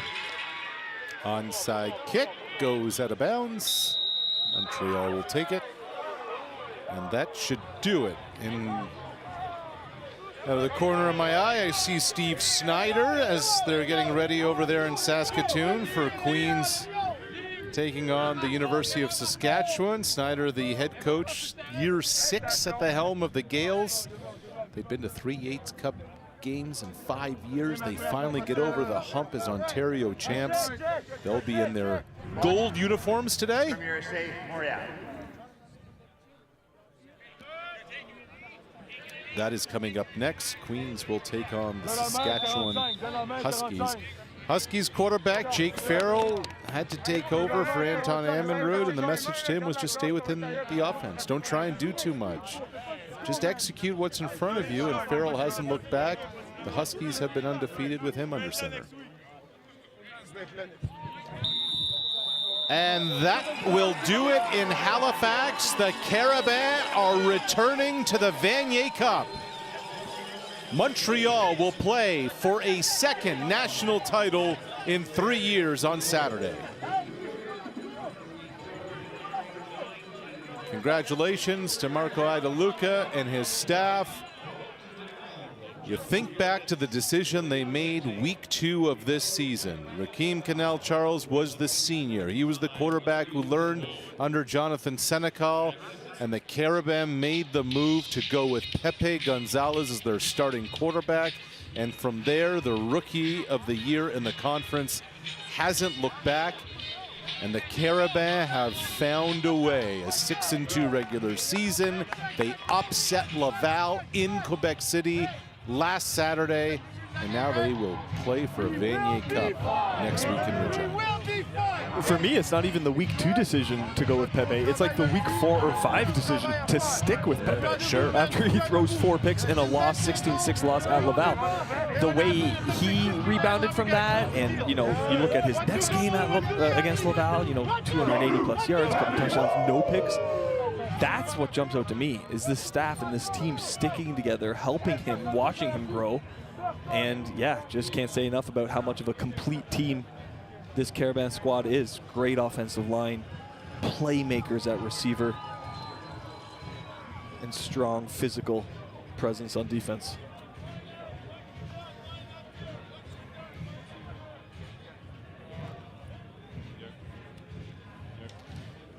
The Carabins are about to be crowned Uteck Bowl champions. We'll have the trophy ceremony when we return.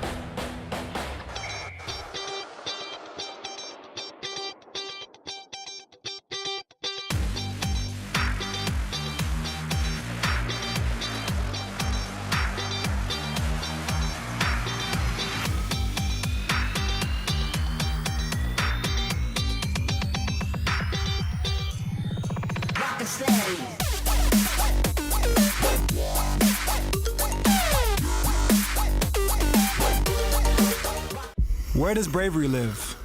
In William Danjanu, who's breaking the mold of a short track speed skater with every stride. And in Sonia Schmidt, who spends her off-season planting trees to afford her Olympic dream. It lives inside Mikkel Kingsbury, who dared to speak his dream out loud and then dared to make it come true. Where does bravery live? Inside every Canadian, in the moments that define us.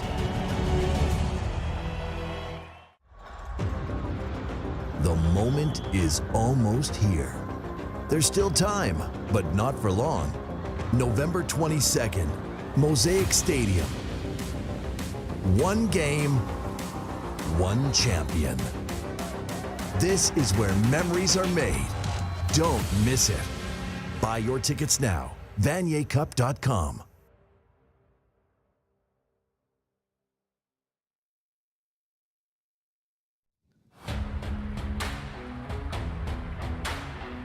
Huskies Stadium in Halifax, the Montreal Carabins knock off St. Mary's. They are on their way to the Vanier Cup next Saturday in Regina. We're about to hand out the hardware.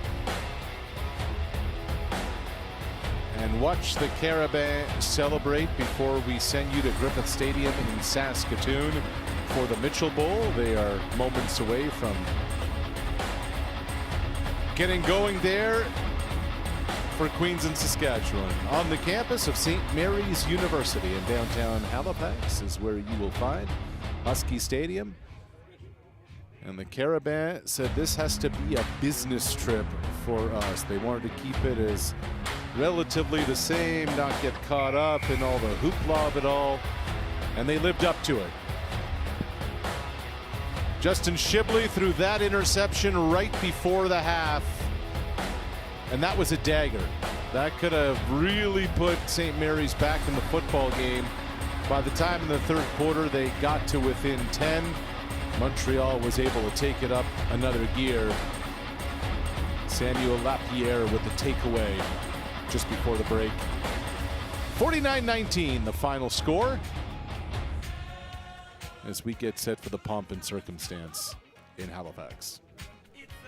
Bon après-midi, tout le monde. Je m'appelle Chris Lydon, votre animateur pour la cérémonie de l'après-match de cette Coupe Uteck 2025. Good afternoon, everyone. My name is Chris Lydon, and it's my sincere pleasure to be your host for the 2025 Uteck Bowl post-game ceremonies. Veuillez accueillir Jennifer Smart, directrice du sport de U-Sport, pour présenter le prix de jouer par excellence défensif du match Nike.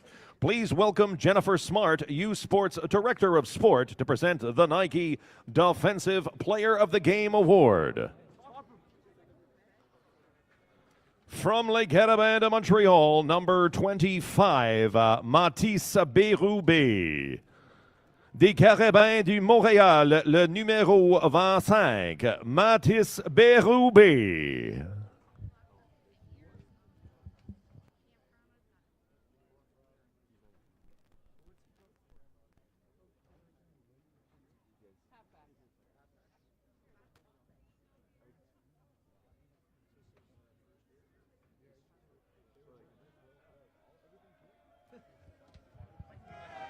Pour une autre fois, Jennifer Smart, directrice du sport U-Sports. Again, Jennifer Smart, U-Sports Director of Sport, is presenting the Nike Offensive Player of the Game Award. Le joué par excellence à l'attaque du match Nike. From Montreal, number 44, Mathieu Barsalu. De l'équipe Carabins du Montréal, le numéro 44. Mathieu Barsalu. Let's go! Vanier, baby!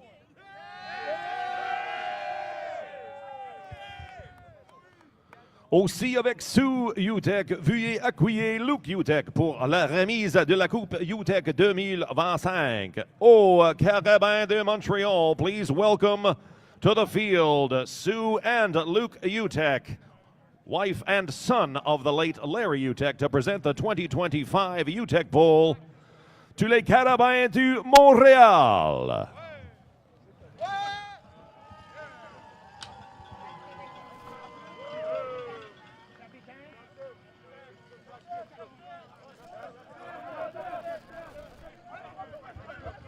We would now like the Montreal captains to come to the field to receive the trophy and banner. Nous invitons les capitaines de la Carabins de Montréal à monter sur le podium pour recevoir la Coupe Uteck et la bannière du championnat. Everybody there? Yeah. That's a bum that you said that. All right, now we're going to pull that out. Thank you. Thank you very much.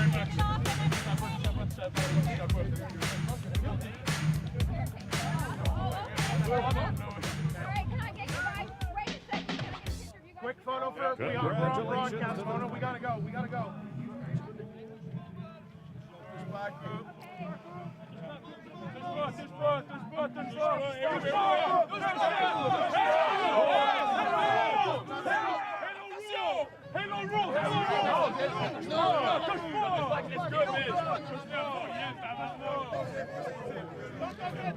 And so the Montreal Carabins will head to Regina next Saturday to play in the Vanier Cup, winners of the Uteck Bowl in 2025.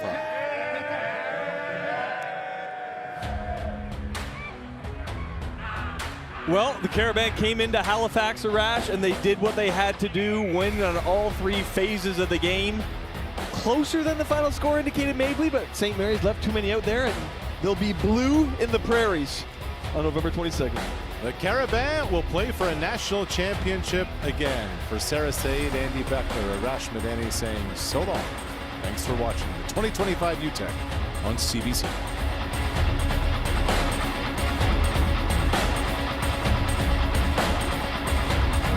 It's that moment again, the one you dream of every night. La seule chose qui te préoccupe, c'est la gloire. Le cheminement de la réussite, of pushing yourself further than ever before.